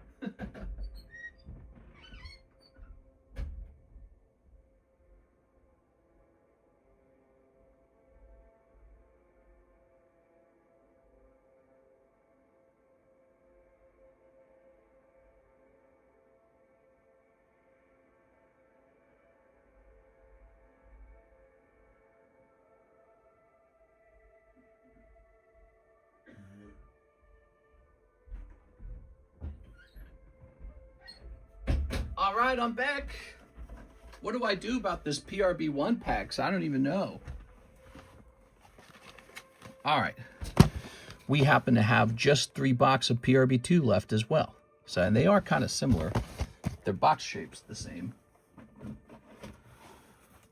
All right, I suppose these are mine. Let's see what I pulled.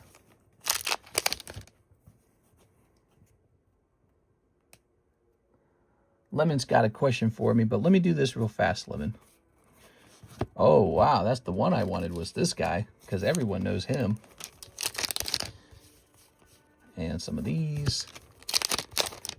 And some of these. All right, I'm going to stuff these back in, actually. They're going to serve as my sleeves. So this is my one-piece PRB1s. My God, dude. These are so expensive, too. I can't believe I just opened these. Grade the hits. Yeah, we'll send this out. Give me a second here. Okay, Bazooka Guy. Wow. Dude, I'm rich as hell. I better say PRB1 on this, or I won't even know what I'm looking at. I'll think this is a junk card. All right, and it probably is. My boss told me through message that he needs me at the job at 8 a.m. today, but he sent this message at 3:30. Am I justified in not going that early because he told me so late? Hell no. You better get your work boots on and go make that money, bro. I get it. The problem is you don't actually want to work. That's the problem. Deeper down, that's the real problem. You don't want to work. If I were you and I wanted to win, I'd go get that work done. And I'd be like, I got you, boss man. Anything you need, backwards, forwards, upside down, I got you 1,000% covered. There we are. That's what I would do. Because that's how you win. If you want to win, that's what you do. If you want to sleep in comfortably, and not make any money, I'd just, you know, stay in bed and be like, oh, my foot hurts or something like that. Yeah, the problem is you don't want to work. That's the deeper problem. I can't help you with that. How do you make somebody want to work? You are. I'd be like, I'm on my way, boss. What else am I going to do? Lay in bed with twiddling my thumbs? Hell no. Let's go make some money. You are. He probably knows that he doesn't have a very good chance of exciting you out of bed, but he's going to know who his reliable workers are when you show up and get it all done. And you're like, anything you want. It is. Let's snip this. It's about how determined you are. Are you super determined? Are you ambitious? If you ran a business, would you treat your customers that way? And, you know, that's a great way to treat your customers anyways. If you can put up with it. Like if you had customers at a business, they don't want to know that, oh, well, I'm trying to have a nice work-life balance. They don't care about that. If they have a question for you, they want an answer to it. Here you are. All right. Here's Miss Tina, 1 whole box of PRB2. All right, Tina, we corrected it to the correct box. So it comes down to your ambition, your determination, how much you want to work. You can tell your boss all kinds of things. Like you can maybe not even respond, and you know, so if you don't respond and you just turn your phone off, you can be like, oh, I slept right through your messages. So sorry, boss. You know, didn't see it. I was fast asleep. I enter at 2 p.m. today, usually. That's why, but I hear you. Thanks, mister. There we go. All right. How bad do you want to win, you know? It's like when you play a video game, some people actually don't finish the game. Or like they get up to like the final boss, and then they go, forget about the final boss. And so there's like internal data that tracks who finishes the toughest boss in the game, and it turns out maybe like 10% of people do, right? And then the other 90%, they go, nah, this boss is too crazy, skip. Right, so that happens like in Monster Hunter, that happens in like Elden Ring. A lot of people just skip the hardest bosses. I'll just watch it on YouTube, you know, so they do that. And then like 10% of people actually finish the final boss. Well, in real life, the final boss is a very different thing. The final boss is like your boss calls you at like 2 a.m. and says, show up at 8 a.m. That's the final boss in real life. Isn't that funny? That's the final boss. The final boss is like signing up to go to the dentist to get your teeth checked, even though you'd much rather not. You don't want to do that. So the final boss in real life looks very different than in a video game. Here it is. Oh, yeah. Very beautiful cards, man. We got Sabo. Okay. They make a habit of using and abusing you and only asking for more of you. Yeah, and then you just show up and you let them abuse you and you get all the work done. It's about work. He doesn't hate you. He doesn't think of you as like a lesser person. He goes, here's the work. It's got to get done. And who's going to get this done? Hopefully my reliable employee is going to, or the reliable guy is going to get it done. So he's not trying to hate on you. The problem is that life exists and there's work to be done. And it's the whole reason you get paid is because work sucks. Yeah, that's the reason. All labor is just a representation of something someone else didn't want to do, so they hired someone else to do it with money. That's it. That's it. That's all of it. All of it is, hey, I need somebody to do this job, not me. So you get paid to do it. Now, you could argue like movie stars and rock stars, they get paid too, and they got jobs that lots of people want to do, but not everyone can do it. You're not hot enough. You didn't work out enough. You didn't practice acting enough, whatever it is, right? You didn't scrape around for the role enough. You didn't practice enough. So at some point, there's some form of like pain exchange. You have to go through a ton of pain in order to obtain the money. You have to do something that sucks. You have to practice so much that it sucks. You have to stay hot looking if you want to be like a model or something. Whatever it is, some kind of pain exchange occurred and boom, you get paid. It's always pain. It's always like suffering and then you get paid. Yeah, you don't get paid for like rolling over in bed and cuddling the blanket closer. Nobody's going to pay you for that. Ooh, look at that. Beautiful. It's always a pain exchange. You have to accept that. It's about how much pain do you want to be in.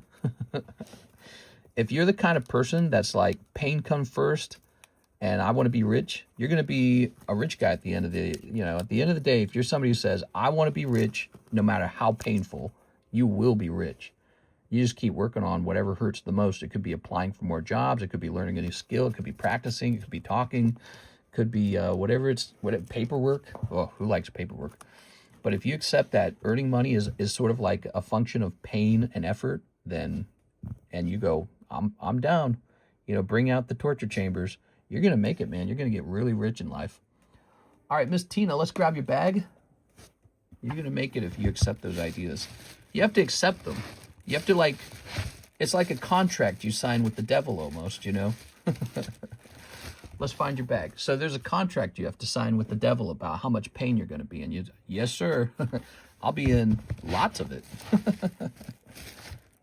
So you sign the contract after you think it over real carefully. Look at this bag. This bag's expired from 2 years ago. Jesus Christ, dude. All right, let's grab a fresh baggie. All right. What do you guys think of that?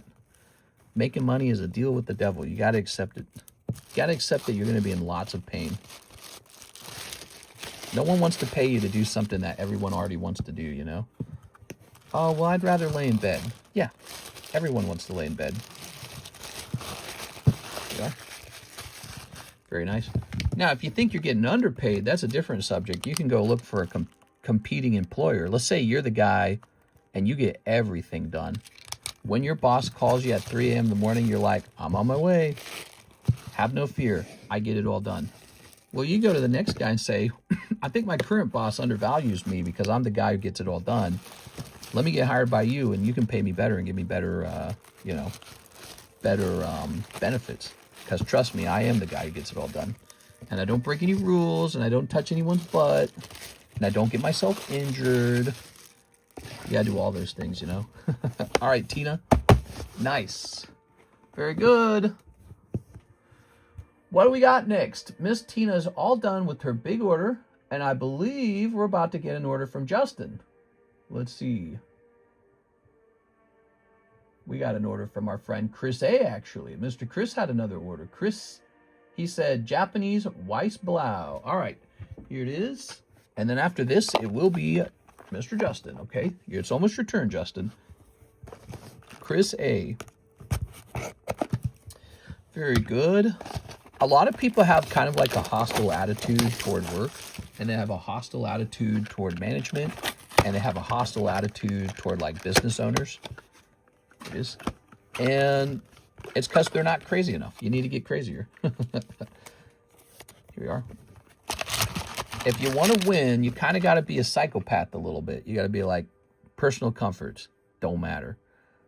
Free time doesn't matter. You know, you got to throw all that stuff in the trash can and say, I'm here for one thing and one thing only, winning. I want to win. My boss wants to win. The owner wants to win. We're in a competition with the other team. There's another team, right? They want all the customers. They want all the money.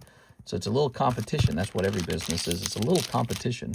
So you got to put on your, like, you know, your little battle helmet, turn your 9-inch nails up, get a little crazy, you know?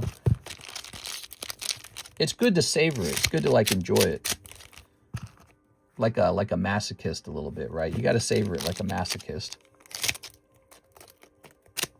Like you're in the eye of the storm a little bit, right? When you show up at work at 8 a.m. after your boss messages you at 3 a.m. Of course, it gets better and better as the work gets more extreme. Like if you're just put in, let's say your job is at a gas station and your job is to just check people's food out and put more food on the shelf or something, you're never going to get a good feeling from that. You got to move up. You got to get a better job.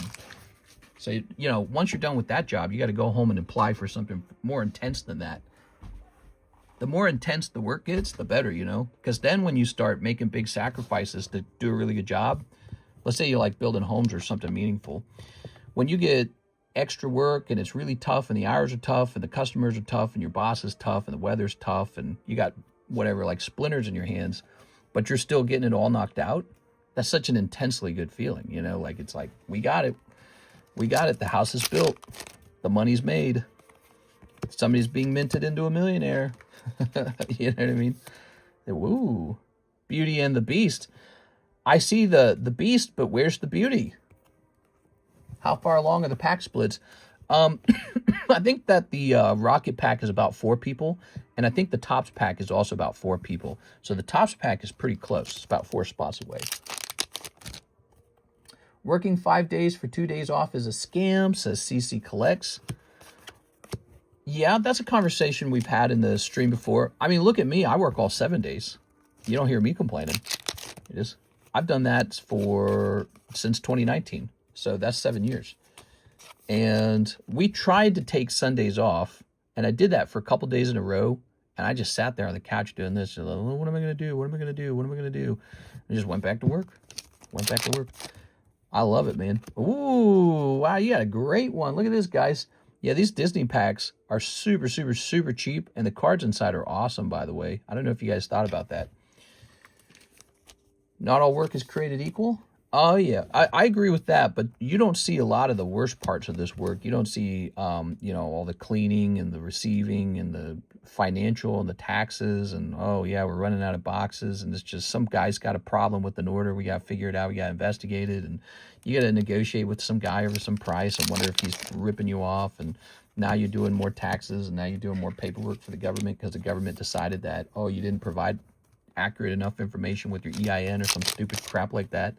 So you don't see all the really, really, really boring, insufferable parts of the job that every business owner is going through. And you could argue my job's perhaps a bit easier, but you got to walk a mile in my Louboutins at first before you make that decision. So you should run up a rip and ship channel and see how it goes, So give it a try if you think it's super, super, super awesome and great. I've worked a number of jobs. And I think the most comfortable job I ever had was not actually this job. It was actually Sam's Club. Because it was an overnight job, super quiet, super peaceful, people zipping around on forklifts. I did a lot of my work on a forklift. And it was so quiet, no customers around. And it was just steady work with a steady paycheck. So work-wise, that was the most comfortable job I ever had. This actually was not. This job's really intense. This job here is intense. You work with like thousands and thousands of dollars and nothing can go wrong. You know what I mean? And then some guy tries to cheat you. That's this job right here. Some guy tries to trick you or cheat you or steal from you or do some trick, or you know what I mean? That's this job. All right. That is for Chris A. Chris, I think that this Disney stamp card you got this time is really good. Look at that, guys. I would grade that one, because if that grades 10, I think that's going to do really well. By the way, it is going to grade 10. Do you see how clean that is? These cards grade 10 easily, so they're really nice. What was the other stamp? Oh, yeah, you got, just the one, huh? Okay, so you don't always get the double stamp. That's cool. You open cards though, mister. It's not exactly a typical job. When I worked for Coca-Cola, they signed me up. They said mandatory 20 hours of overtime. I signed that on the paperwork, and then they made me work 20 hours of overtime, and I was happy to do it. When I was younger, I worked full-time at Target, and then I worked part-time at Sears. 2 jobs, about 60 hours a week. I was already doing it. And so, you can argue with me over how much work-life balance you should have, but I'm the wrong guy to argue it with because I actually like to work. And even when the job doesn't pay a lot, my first job was working for my dad from the garage, and we were going to go homeless as a family. And so I would wake up at 9 a.m., go out there, stay out there in the heat or the cold, and just work until pretty much the sun went down. And that was it for me. And that was nice because that kept you outside of the home where the chaos and the insanity was, and you didn't have to do any school, so I wasn't learning anything. But I would spend the entire day outside working. It would be lots of shipping, lots of wood cutting, and then lots of listing on eBay, and that just took all day to get it all done. Dad would be out of town, so I'd be running it by myself, and I got paid $3 an hour, and the amount of hours I worked really didn't matter. Here's Justin K with a really big order. Let's take a look at this. Ship all bulk and slabs, including my past order bulk and slabs after this. So what do you got? You got 10 Poke Shuffles, 10 other shuffles, 2 spots in the jumbo pack break, 5 junk packs. Ooh, we might not have those junk packs. I'll have to see if we still have enough. Then he wants Brown Dust, Star Wars. Okay, so you got a whole list of stuff. He's got a lot, and he's got a round of shipping. Let's get it for you. You ready? All right, Poke Shuffle time, baby. Let's see. I unfortunately always enjoyed working. And so when you come to me and you say, oh, I hate working, I never really relate to that. I liked it when I was younger. I liked it when I was in the teens and the adult years. I guess what I would change is, I don't know. I don't know what I'd change, I guess, looking back on it. Maybe not such a crazy family. 1, 2, 3, 4, 5, 6, 7, 8, 9, 10. Here's a bonus card, 11. Ooh. I want to see the 40-hour work week go down to 32 hours in my lifetime. Yeah, see, I'm like the opposite of that. Whenever I hear people say that stuff, I always think, man, what happened to this society? Like, it just gets weaker and weaker and weaker over time. Like, we get more comfortable. We sit on our couch more. What are you going to do with that extra time? You going to watch more Netflix? You going to watch more Netflix? You play more video games? So, you put your, like, thumb up your butt and just kind of waste more time. I think you should be out there working. That's when you're actually living life, is when you're working. You're doing something like for someone, you're producing, you're building, you're actually like, you're expressing human skill, you're affecting someone else's life, you're living. But if you're watching Netflix, if you're clocked out flipping through TikTok, which I love TikTok, by the way, but if you're laying on your couch or whatever it is you're doing, that's not living. You're just like bed rotting. And so you need, what, an extra 8 hours of bed rotting or something like that? It's like, no, you don't. Get out there, go be with your coworkers if you got coworkers, and go produce something for society, right? And so my perspective is that 40 hours is too short. Why shouldn't it be 48? Why shouldn't it be 46 hours? So 40 hours is actually relatively short. You get like tons of free time when it's a 40-hour work week. You get so much free time, it's crazy. And so I'm over here, I've been living off of 60-hour work weeks, and I still have time to do things. So when I hear people who have probably more like 38 hours a week or 39 hours a week or something like that, and they go, oh, it's too much, I just don't relate to it. 2 live, how do you keep pulling this card? You got it out of the other shuffle. Now you got it out of the Poke shuffle. All right, so this goes back in. You ready? Yeah, they work really hard in China, and I have a lot of respect for them for that. And, that's why they're succeeding. We got 1, 2, 3, 4, 5, 6, 7, 8, 9, 10. I think they're the same way in Korea. They work really hard, and then they get really wealthy and advanced, and I respect the hell out of them for it. And then that's what they do in Japan, too. They work really hard, and then they produce a lot of cool things that we consume, like Pokemon cards. And I feel like we should be the same way. We should go produce something, like make something cool, make something you can be proud of, go achieve something. Now, the problem is if you're working at Starbucks, if you're working at Walmart, you're working at Target, you're not going to be proud of that. That means you need to keep working on getting a better job. So I can't help you with that, though, but I can tell you, you got to get a better job. You need a job where you're like truly creating or building or producing or servicing something complex. You need a job of complexity. All right, we got Haunter and pack number 2. You weren't lucky last time. Will you be lucky this time? Oh my gosh, unlucky twice. It's weird because it is actually lucky to pull the 2 live customs. It's supposed to be lucky, but you bought a round of $50 and you pull exactly 2 live customs, and then the 2 live customs are 2 cold ones. I'm sorry, man. Rough round on that. Let's try the other shuffles now. Let's see if you get better luck in the other shuffles. It's not over. Hello, mister. Hello, chat. How's it going? What's up, LaFlame? How's it going, man? How's life going? Ready? LaFlame, these guys are saying they want a 32-hour work week. I told them it should be at least a 50-hour work week. 1, 2, 3. 50's too little. Make it 52. We got 1, 2, 3, 4, 5, 6, 7, 8, 9, 10, 11, the bonus card. All right, sometimes the bonus card comes in clutch. Ready? We got Avery Johnson. Okay, that's a 75, so I think you're doing good there. How about another pull? All right, not another pull. I work at least 50 hours a week, and people say I'm crazy. The people who really want to win, as you put it, they can sacrifice for more money. Yeah, and I think that is what they do. I think that there are people who just work more, and then everyone else demands to take their money away. And I don't understand that part. That just seems like greedy at that point, doesn't it? We are. Why are you going to work? You work for somebody else to just get your money for free. Here's Avery Johnson. That seems kind of like a ripoff. Actually, see this person who works much more than me? I should get to have their stuff for free because they have more than me. Yeah, because they work more. But that's what ends up happening. You get a guy who wants to work like 60 hours a week. He ends up rich later in life. And it's like, well, tax that mother effer at a higher rate. Here's Avery Johnson. Ooh, that's a nice one. So that is basically vintage Halo tops. And it's a $75 card. And you can re-roll it for $65. And where are all the Chads, man? Get the Chads in here. The guys who are like, yeah, I'm going to get all the work done, bro. Get the Chads in here. Here's Halo. Who doesn't love working, man? Working's the best. Sitting around watching Netflix all day and then, just bed rotting. That's not any good. I don't know what people do with their free time. Maybe they do something really wholesome. I don't know what it is. Why do we have taxes then? I need it. I know, right? I heard that we might have 3-day weekends official. Oh, hell no. I need my break, sir. You're funny, man. Anyways, that's my perspective. A 32-hour work week would benefit hard workers in my mind. Nah, not at all. Not even slightly. Nobody I've met who was a hard worker needed like a 32-hour work week. I know my wife, she's a hard worker. She'll work 60 hours a week just like me. She doesn't need 32 hours. And I met a lot of hard workers at Coca-Cola. All of them worked overtime. That was the whole nature of the job. They all, even the account managers, they were higher ups. They did the same thing. I remember running into one of the guys. He said, I haven't had one off day in a month. I remember that. And I was like, wow, dude. And I believed him. Because most of the Coca-Cola was like that. And he was just like this tall, handsome, hardworking dude, probably bringing in crazy money. And he would get the account manager work done and then help me with the merchandiser work because he was that hardcore. And it's like, Jesus Christ, dude. How's this guy doing this? He has like infinite energy. Keep it. You got it. He has like infinite energy.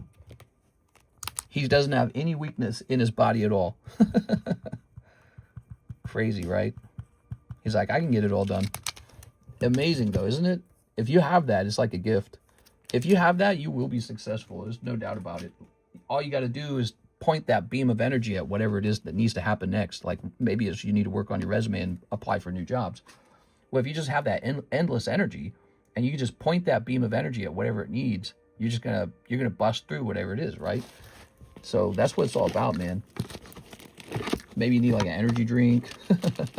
God, I love energy drinks. I haven't had an energy drink in so long. I miss them, but apparently they're really unhealthy for you. Maybe I should get back into them. Then I'll really be chatting over here. I'll be talking at 1,000,000 miles an hour if you give me an energy drink. 2 spots in the jumbo pack break. Now, you said 2 spots in the jumbo pack break, but you sent $56. Something's not adding up. Did you mean the tops break? Hold on, let's take a look. So did you actually mean this right here? Because you sent 56, which is like these two put together. We do have something called the jumbo pack break. It's this guy over here. Excuse me, it's this guy over here. This is $40 per spot. Being a workaholic has been shown to be a killer. Working 60 hours leads to so many health issues. Maybe. I think it depends. You know, they say the opposite is true too. Haven't you heard that? People who retire and quit their job die much sooner. Have you heard that? And then people who have some kind of things that they're working on every day, they live a long time. I've heard both ways. Might depend on how stressed you are at work. So, you know, if you're like a police officer, yeah, you better retire sooner. But, you know, if you're like a Pokemon card investor, I don't know. Maybe sitting around will kill me.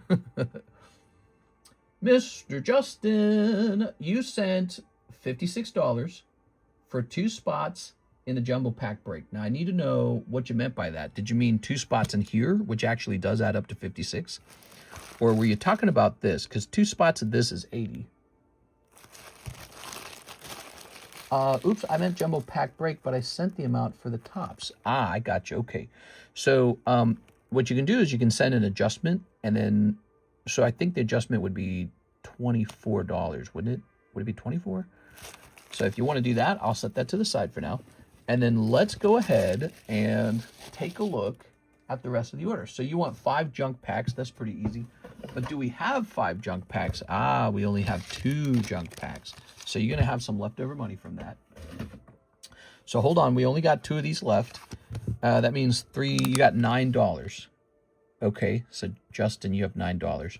Now, if you want, you can add that $9 to the adjustment to the 2 spots in the jumbo pack break, okay? He also would like Nivell Arena Brown Dust 2, which I think is right over here. All right. Listen to me. I'm like over here coughing. I'm fine. All right. So 1 top Star Wars Galaxy 1. Let's find the Star Wars Topps Galaxy 1. Let's see. Where was I keeping that? Oh, yeah. It would have been over here, but the box looks empty. Probably because we ran out of it. So we need a fresh box of it. Let's see. Top Star Wars Galaxy 1, $13. Wow. Hold on, let me grab this box. Do we have any packs left over at all?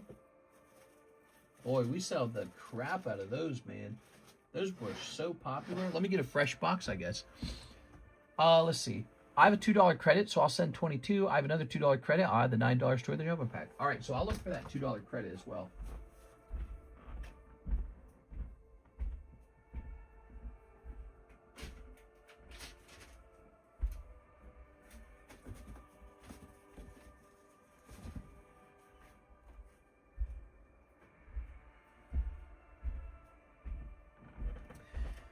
All right, here we are. Very nice. Yeah, the idea that 40 hours is too much work, it's kind of crazy to me. I watched my dad work 2 jobs. I watched my mom raise 11 kids. Here we are. 40 hours, what are you going to do with all the extra time?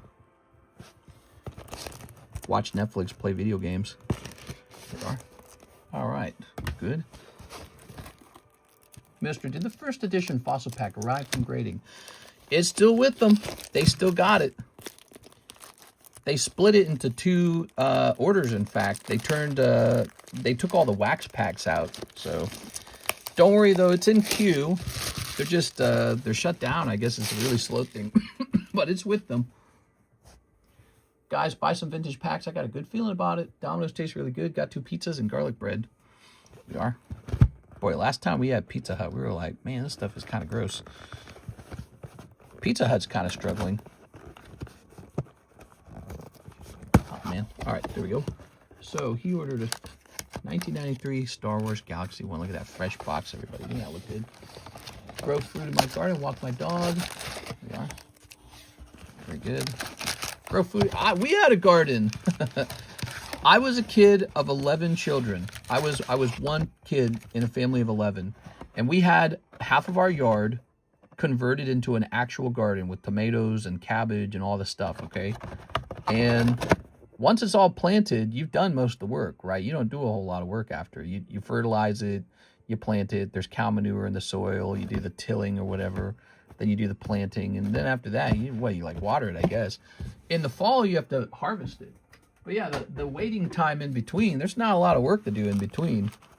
There. All right. Let's put this over here. Can't be spending all your time gardening, bro.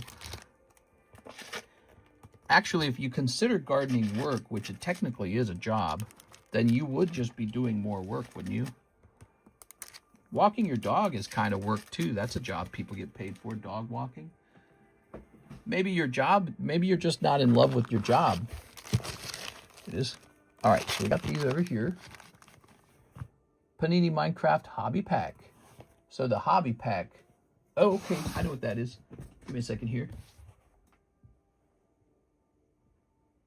But do we have it is the question. Where have we been keeping this? Ah, there it is. Whoosh. You're picking the tricky ones. All right, now the NBA Panini Mosaic Blaster. Where are we?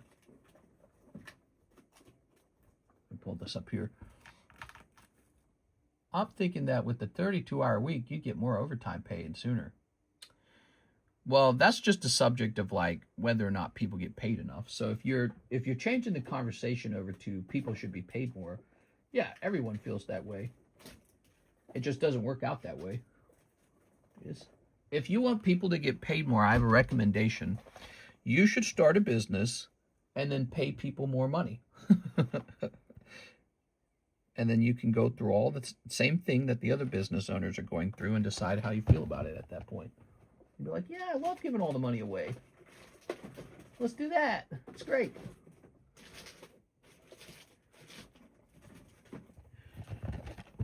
Okay, which one is the Panini Blaster?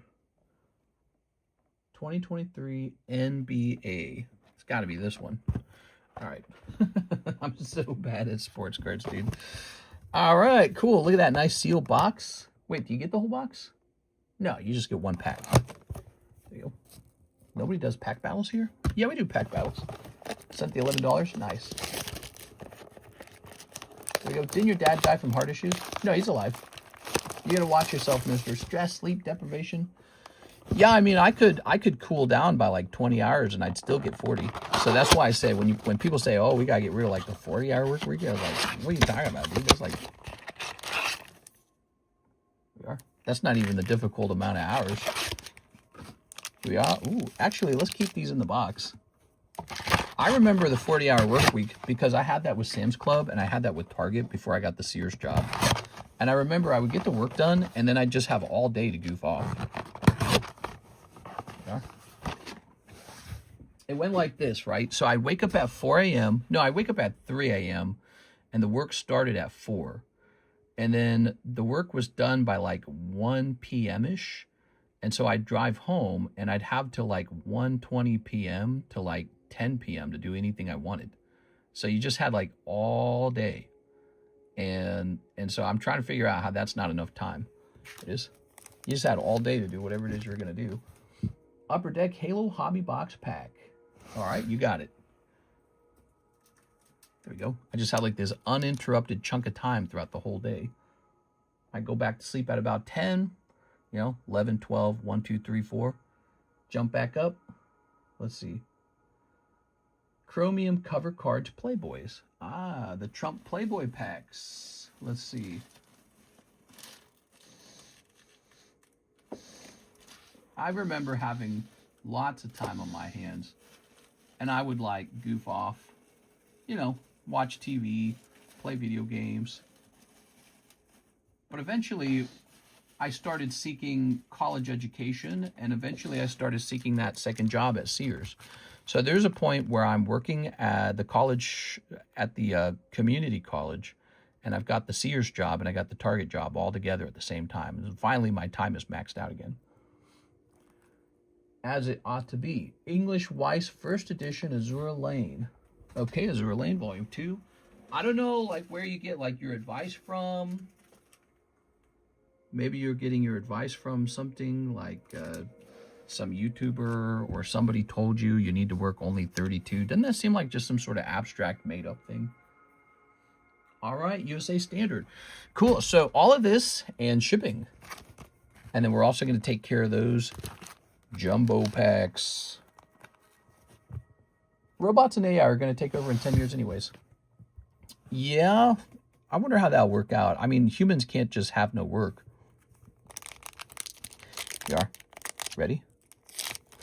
Robots will become a tool that do a lot of work for you, but I think you'll still have to get paid to do something.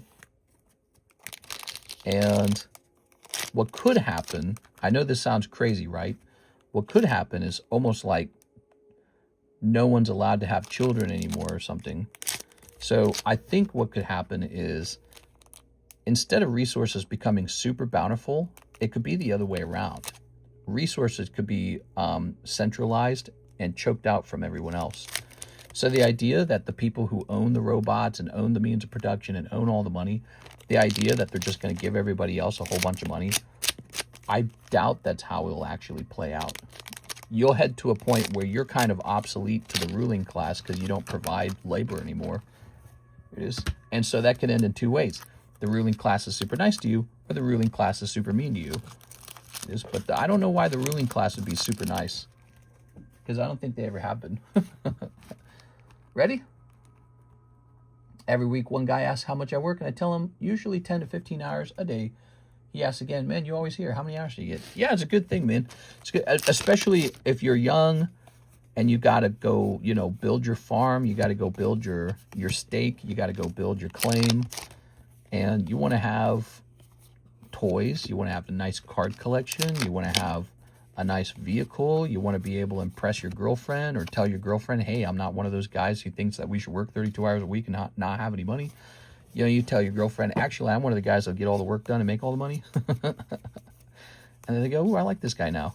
You know what I mean? So, yeah, and that does still happen, I think. It does. I don't think girls get super wet in their panties when they say, oh, yeah, well, I only work 32 hours. I don't think girls get wet with that. And maybe that's not true. Maybe I'm wrong. Maybe girls love guys who talk about how little they want to work. But I doubt it. Some girls probably do. There's probably girls who like it. Maybe there's girls who think that they like it. You know what I'm saying? All right, here we go. You ready? Ooh. Let's see what's in here. I wouldn't use that strategy personally. Here's Marcus Smart. Yeah, there might be girls who advocate for the same idea, but deeper down, I think girls would love it if you walked up and said, hey, I'm the guy with all the resources. You don't have to work because I do all the work. Here's, ooh, Victor Wembanyama. What? Rookie card? This guy's tall, man. There we go. Please ship all bulk. Oh, yeah, you mentioned that earlier. Sorry about that. It's so standard on this stream to remove all the bulk. I'm going to grab that for you. It seemed like you just had a little bit of it, didn't you? Hold on, let's see. So you had this. Is this all you? Here you go. You can have it. I'll make a little exception for you, Justin. You're doing this really, really, really big order, and then you're just immediately shipping, huh? So we got Thunder Road and Cason Wallace. I'm not young, and I'm selling the farm the girlfriend's leaving, so I'm looking for my own place. Woof. We are. Here's NBA debut, Cason Wallace.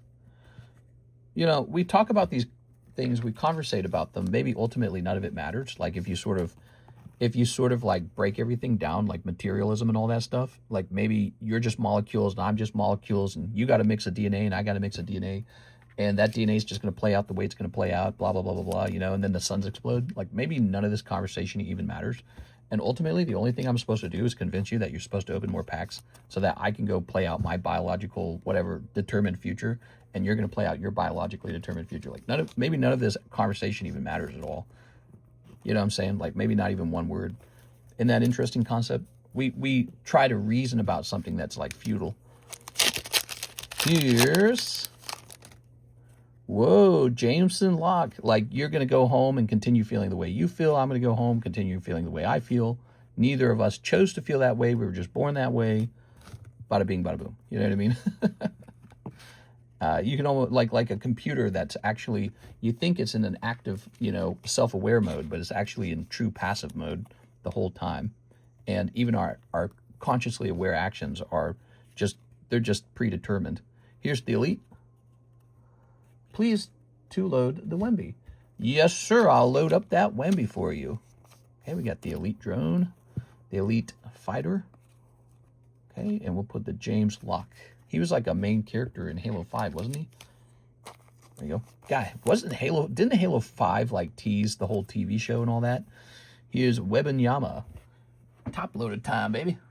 Those Halo cards look cool. Yes, those are upper deck Halo cards, and you got some truly cool things you can pull out of there. Whole bunch of different numbered cards, and these thick plastic cards can be pulled out of there. So they're super cool. Every time we run out of these, I just buy more of them because they're so great. All right, chance for a trump card in here. You ready? Check to see if Wembanyama is numbered. No, he's not numbered. Okay. Here's Playboy, Playboy, Playboy, Playboy, Playboy, and Playboy. All right, very good. The Wemby might actually have value. Nice. Well, look it up for me. Let's see. You want me to scan it with eBay? Let's see. Let's scan it real fast. Let's take a look, guys. I'm so bad at sports. I really am. Maybe when we move to Vegas, we'll start a second YouTube channel. Or a third one, or whatever the number is now. And it'll be sports only. Oh, snap. It just said our battery's almost dead on the main phone. There we go. Okay, we took a picture. It's about $30. That's still pretty good. Probably not deserving of a top loader, but we'll still put in the top loader because you wanted one. I don't mind. All right. So should we plug the phone in? Hold on. Let's see.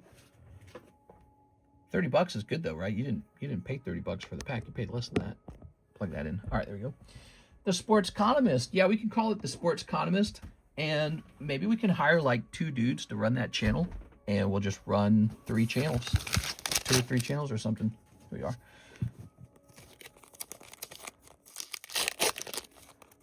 Get the distribution set up. We were working on that. You know, Kirsten and I are working on that distribution finally. Here's achievements. Time to mine. It is achievements. That's what's life all about for me. Achievements. That's a conversation tonight. We're talking about what's the point, you know? The point in life for me is achievements. The point in life for me is achievements. Sitting on the bench and picking my nose is not meaningful. Here we are. relaxing isn't that meaningful, sadly. But no, it's true though. Like if I sit there, I'll just be sitting there going, what am I doing? What am I doing? What am I doing? Why am I sitting here? I go a little bit crazy if I sit there. There has to be like a point to things.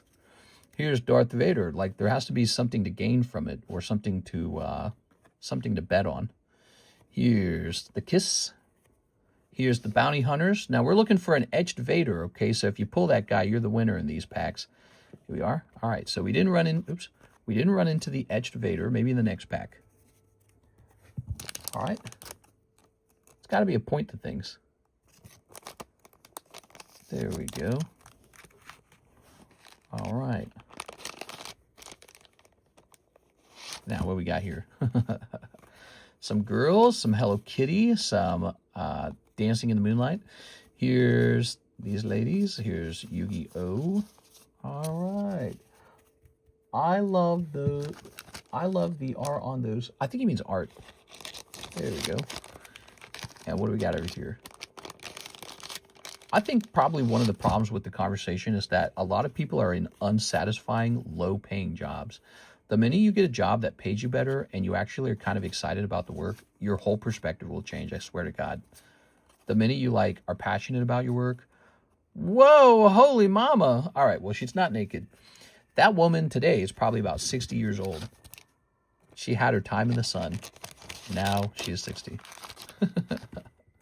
All right, so we need to find and remove the $2 store credit for you. And you've spent the $9 credit. And you've gone ahead and finished off the jumbo pack break. So it's just you and one other guy. And so you have a 1 in 4 odds of losing $120. It's pretty, it's a little bit scary, Mr. Justin. You're a man who likes to take a chance, huh? I can appreciate that. Let's jump over here. All right. Let's see. What time is it, by the way? Ooh, 5, huh? Cool, it's getting late, guys. So I don't see it. All right, we'll just consider it spent then. It might be sitting in the box somewhere else. Let me see if I can find it somewhere else. I don't want it in the box.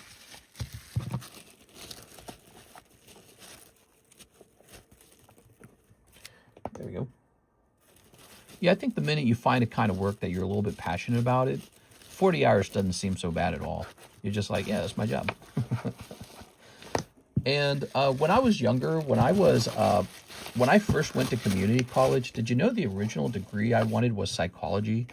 And that was because I was really fascinated with personality types. And I was really fascinated with the two concepts. One concept was that people are probably mismatching when they get into relationships. The second thing that I was really fascinated with is people are probably poorly matched with their jobs. So those two ideas were like super fascinating to me when I was younger.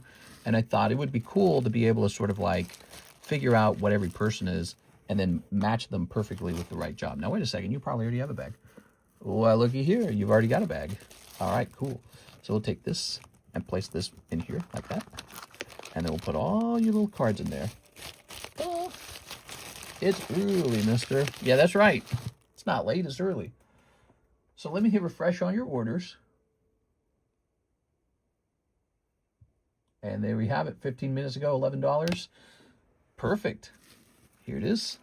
All right, buckle up, guys. The jumbo pack break is going off, which means we'll be able to create a new one shortly afterwards.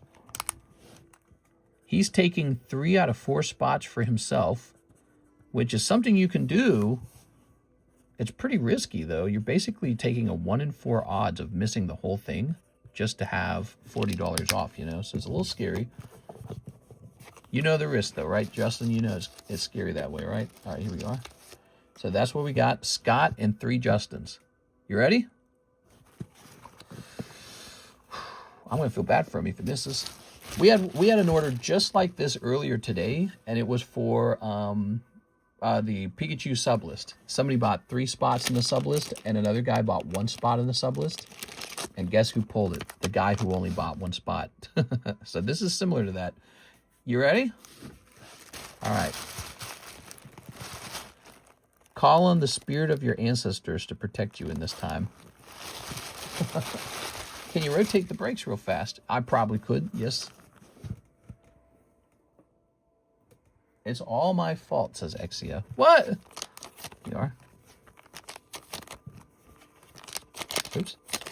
And here's this. So we got a lot of these. Okay. Every person gets one card out of the custom booster packs. Okay, so the custom booster packs are loaded now. Here they are. And now we shuffle. Oops.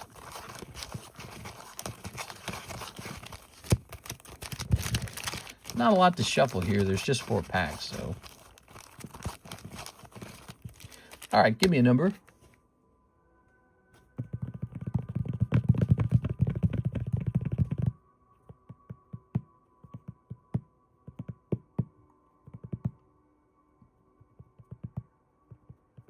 Does you putting Justin Kim on my bags and slabs make a difference? I order as Justin K.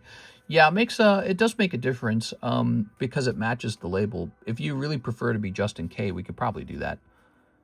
Everyone here uses their real name. There's very few nicknames. Some people maybe strongly prefer the nickname. 1, 2, 3, 4, 5, 6. There we go. All right, so that's been shuffled, and now we shuffle the names. All right. Actually, here, let me put this behind the screen so you don't know where anything is. You saw the starting point of these cards, right? You saw the starting point, so we can't have that. All right.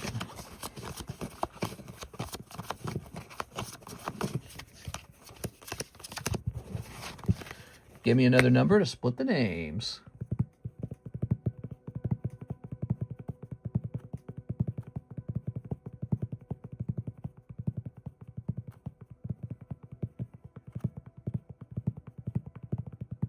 One more number. 5. 1, 2, 3, 4, 5. All right, there we go. 5 is just 1. All right, your destiny's in here. Okay, Justin on 1. Oh. Justin on 2. Woo! All right, you can wipe your brow, Justin. You did pull the Psyduck. Good deal. That could have gone very wrong for you. There's Scott Benz, and here's Justin. All right, very good. Now you can smile. You got the jumbo pack break, and you got it for $40 off, basically. You're going to trade me back the Psyduck, so I'm going to take him back. Were you scared at all? I would have been scared. Nerve-wracking. Oops. Throw that over there. I'll move these out of the way. Where'd the jumbo pack go? Here it is. So this whole thing becomes yours, including these free cards in the front. Look at these cute little free cards. I started tossing these in because it was taking a long time for it to go off. Okay, so you get to keep all these. They're kind of like, in case the packs don't pull anything nice, you get a couple nice cards anyways. The poker card, the Charmander. I'm going to go mark this break as having finished. So we're going to go over here to the breaks channel, breaks history. This one's going to say, Jumbo Pack Break, Justin, 248. Oh, there we go, 00. Tonight's been another busy night. I don't know what happened, but we just had a super crazy busy Tuesday. Tuesday's normally slow, man, but this has been one busy Tuesday. Hey, did you guys see this Gyarados? Look at this guy. I gotta get this guy listed up on eBay. Wow, that's crazy. Look, good looking. 2.6 thousand. When that sells, we're gonna be a step closer to moving out to Las Vegas. Supposed to list an item per day on eBay from the table while we're live, but we've been too busy for that. I even had to I'm sorry, I can't speak, it's really late. I have not even had a chance to price up any new slabs. Okay. All right. Oh, you got that Lorcana pack in there. That's cool, man. So we bought Lorcana Attack of the Vine, but nobody's really attacked those booster packs. They've been kind of not selling super fast. We'll keep adding Lorcana to the menu. I'm keeping it here, okay? We got to tell more people that we have it. All right, we're starting with Nikkei Precious. Oh. Okay, you got this girl here. Here's Attack of the Vine. Oh, look, that's the same character. Okay. Q. We got Potato. Whoa, that sucks. All right, your pull is Potato. Here's Terror Festival Chinese.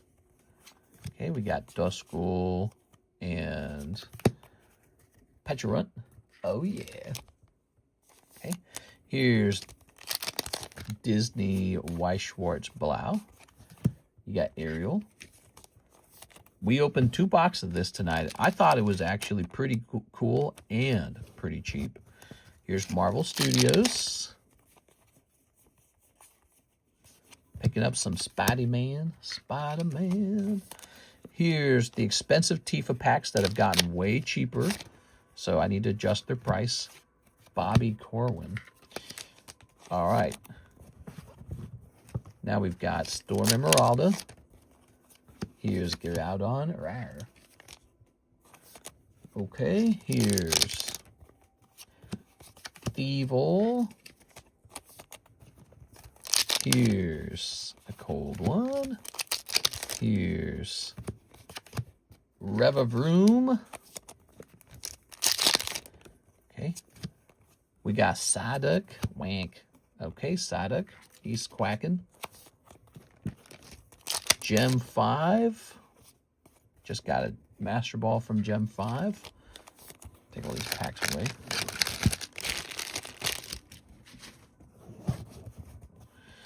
Here is Battle Styles. You got to, oh yeah, you got to pull actually. Look, Corviknight.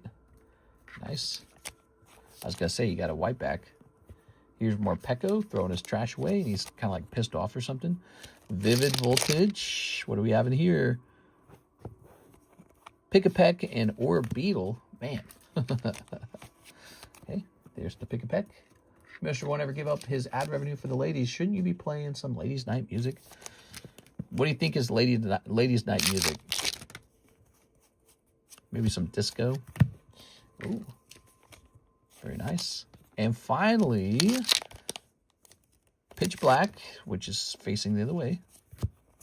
Toucannon. Ooh, Toucannon.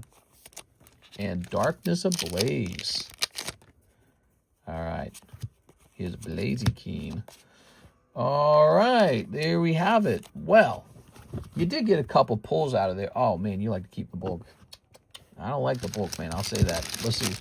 You happen to ship instantly, so that makes it maybe a little less painful. So here's Blaziken, Toucannon, Chi-Yu, Pick-a-Peck, Orbeetle, Morpeko, Corviknight.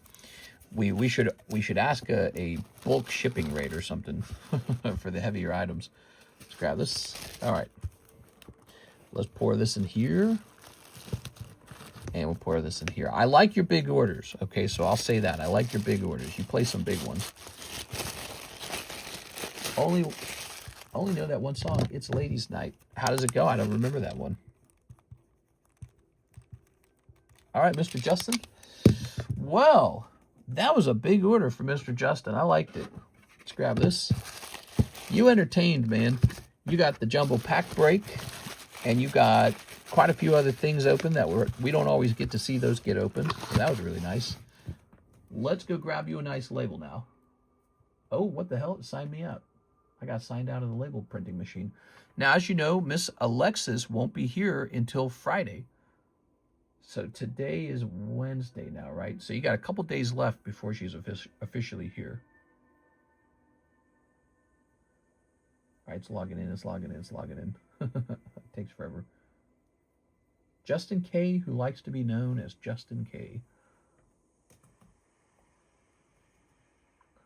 All right, now we got to grab this. And we're going to increase the weight. So you got extra heavy shipping because of that bulk. We're going to hit print on that. Did I mention to you guys that shipping just keeps going up, man? Man, I'm getting wrecked on shipping. I don't know why it's so expensive now. It's like shipping just goes up all the time, but I know it's got to be fuel, man. It's got to be fuel. We have like the Iran war going on, and of course all the inflation is still here, but you know, they used to supply the world with a lot of oil, and now they're not doing that anymore. So the cost of oil is going up. Yeah, if I showed you how much this label cost, you would probably be surprised. but I'm not going to show you because I don't want to reveal anyone's addresses.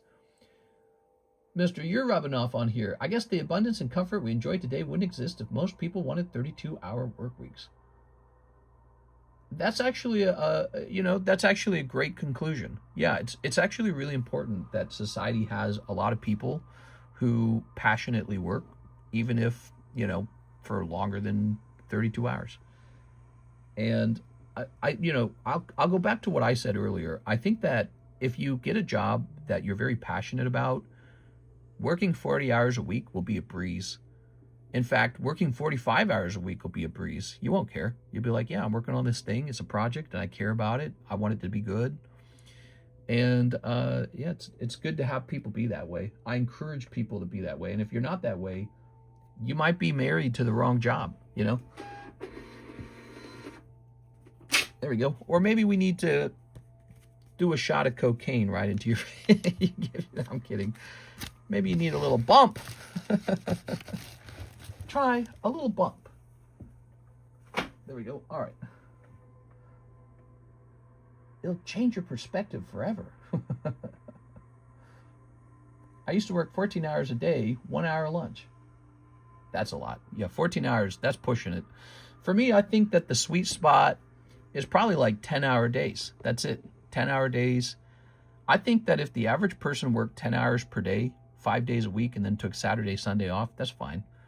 So 40 is like a starting point. You can go way higher than 40. Like those guys they work in like investment banking and private equity and all the good paying jobs. Those guys do like 60 and 70 easily. And they're super competitive guys. And then they go buy like the, cool boat and sexy hot girlfriend with fake titties and all that stuff. So, but those guys, they would probably laugh at 40 hours, they'd be like, what are you talking about? Nobody does 40. You know what I mean? And that's kind of what makes the world go around a little bit, is those guys who they're like speed runners. You ever watch like a speed runner work on a video game? They don't do that for like, oh, it's time to take a break. They don't, got to clock out at 6 p.m. They don't do that. No, they're like insane people, right?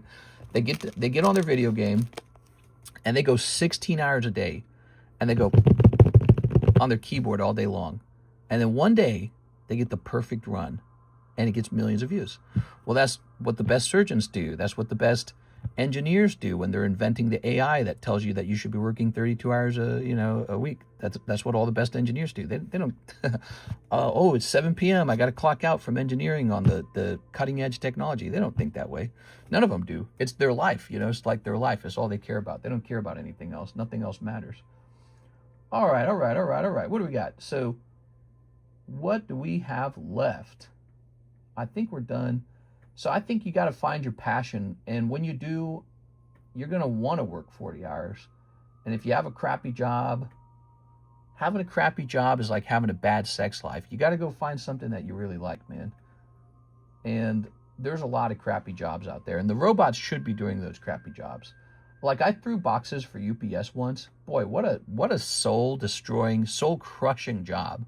I mean, the work is literally just pick up boxes from point A and then set them back down at point B. It's mind-numbing. No one should do it except for people who maybe just have no mind or something. I don't know. Maybe if you're like brain damaged.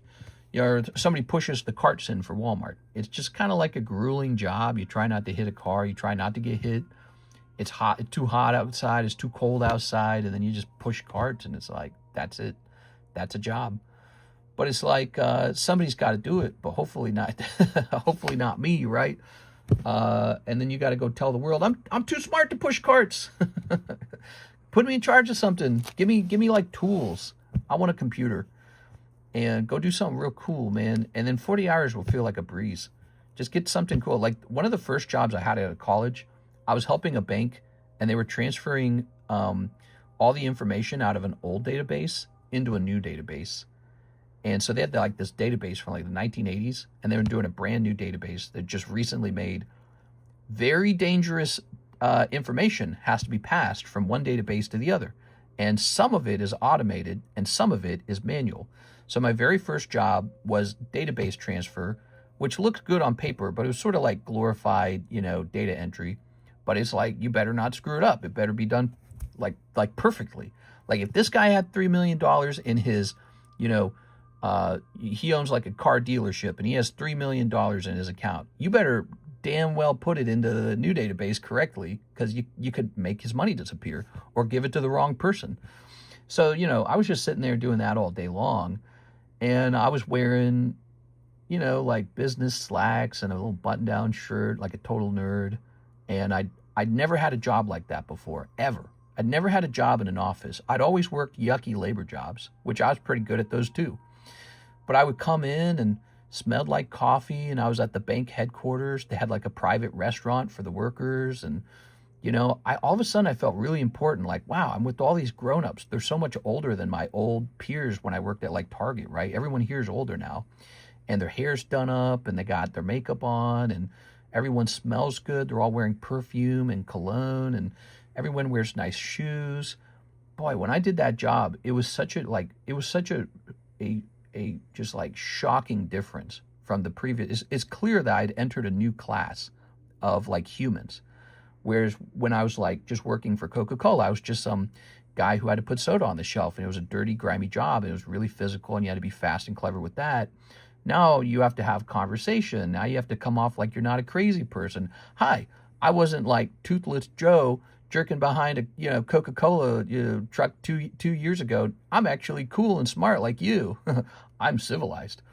And you sit down in your little twirly chair with wheels, and your boss never yells at you. There's no, hey, we're on this deadline. We got to get it done right now. Can you come in? There was none of that. It was all like, well, we get it done. Just laid back, and tons of air conditioning. You didn't sweat one drop right at this job. And then the craziest part, it paid like triple. It paid so much more than any other job. You just sat in your chair and you typed on a keyboard, and it paid triple. So that by the time you reach a, some kind of job like that, your perspective on work changes dramatically too. Just so whatever it is you're doing, if you're unhappy with it, you might be bargaining and reasoning with yourself about why the work week should be 32 hours a week. But what's really going on is you're married to a bad job, right? The guys who love their jobs, they don't talk about their jobs that way. They don't go, oh, I got to get out of here. I got to get out of here sooner. They don't talk that way. They're like, oh, yeah, I'm working on the project. It's getting done. I used to hear stuff about how, for some of those early technology companies, the people loved working there so much, they had to build like beds for them. And then sometimes they had to tell them, you have to take a break. So these guys would work like 60, 70 hours a week at some of the startup companies like Apple and all these places. And they loved the work so much, you couldn't get them to stop working. So it's like, so it really depends. What work are we talking about? Are you talking about being a factory worker, putting together vape pens, and they got to put like suicide nets outside of the windows? Yeah, that's really rough. 32 hours maybe. You know what I mean? But they're trying to escape work because it's so meaningless and painful. And hopefully the computers do those jobs, right? Like that's the whole idea of automation, is to get rid of those jobs. But when you have a cool job or a creative job, and the ceiling, the roof, there's no limit. You can just keep going up and up. Go for it, man. Like, go make something that impresses society. Go be impressive. Impress yourself. Go accomplish something. And go make your money too, because how are you going to have a good Pokemon card collection if you don't make money? All right, guys, I'm done talking. I'm just blah, blah, blah. I'm just talking a lot. It's 5:25, and it's time to hop off. We had a great night. It was ladies' night. Oh, let's see who gets the free card. So we have Tammy, Beatrice, Kayla, Exia, Tammy, Off the Grid, and Sarah. All right, let me grab this. 7, huh? So we need the white die. Landed on a perfect 20. Landed on 15, 14, 11. There we go. What is this? 9 off. And there it is, 5. That's going to be Tammy. Tammy made it into both streams, so she's on the list twice. Congratulations, Tammy. Tammy gets a nice free Jigglypuff. We're going to have to call it Tamlypuff. Hello, fellow... human music. Hello, fellow humans. All right, guys, I had a lot of fun. I'll see you guys for the Wednesday daytime stream. I hope you guys will be there. Hopefully, we get a chance to price up more cards. And holy cow, look at the Pikachu card, up to 11 already. That is really, really heavy progress on an extremely expensive slab. So the desire for this guy is super high. That guy's super high. The The Mega Tyranitar is having a lot of movement too. So this guy over here. So this, he's getting close. He's 7 out of 12 now, right? That's a big deal. Here's the new sub list. 2 people already on it, the new sub list. All right, down here, you see that? So 2 people already on the new sub list. He's going to hit 8 out of 12 soon. And so lots of movement on these 2. You're seeing a lot of attention there. What about the regular giveaway? It's going to go back on tomorrow, okay? Ladies' night is over. All right, guys, see you tomorrow for the Wednesday stream.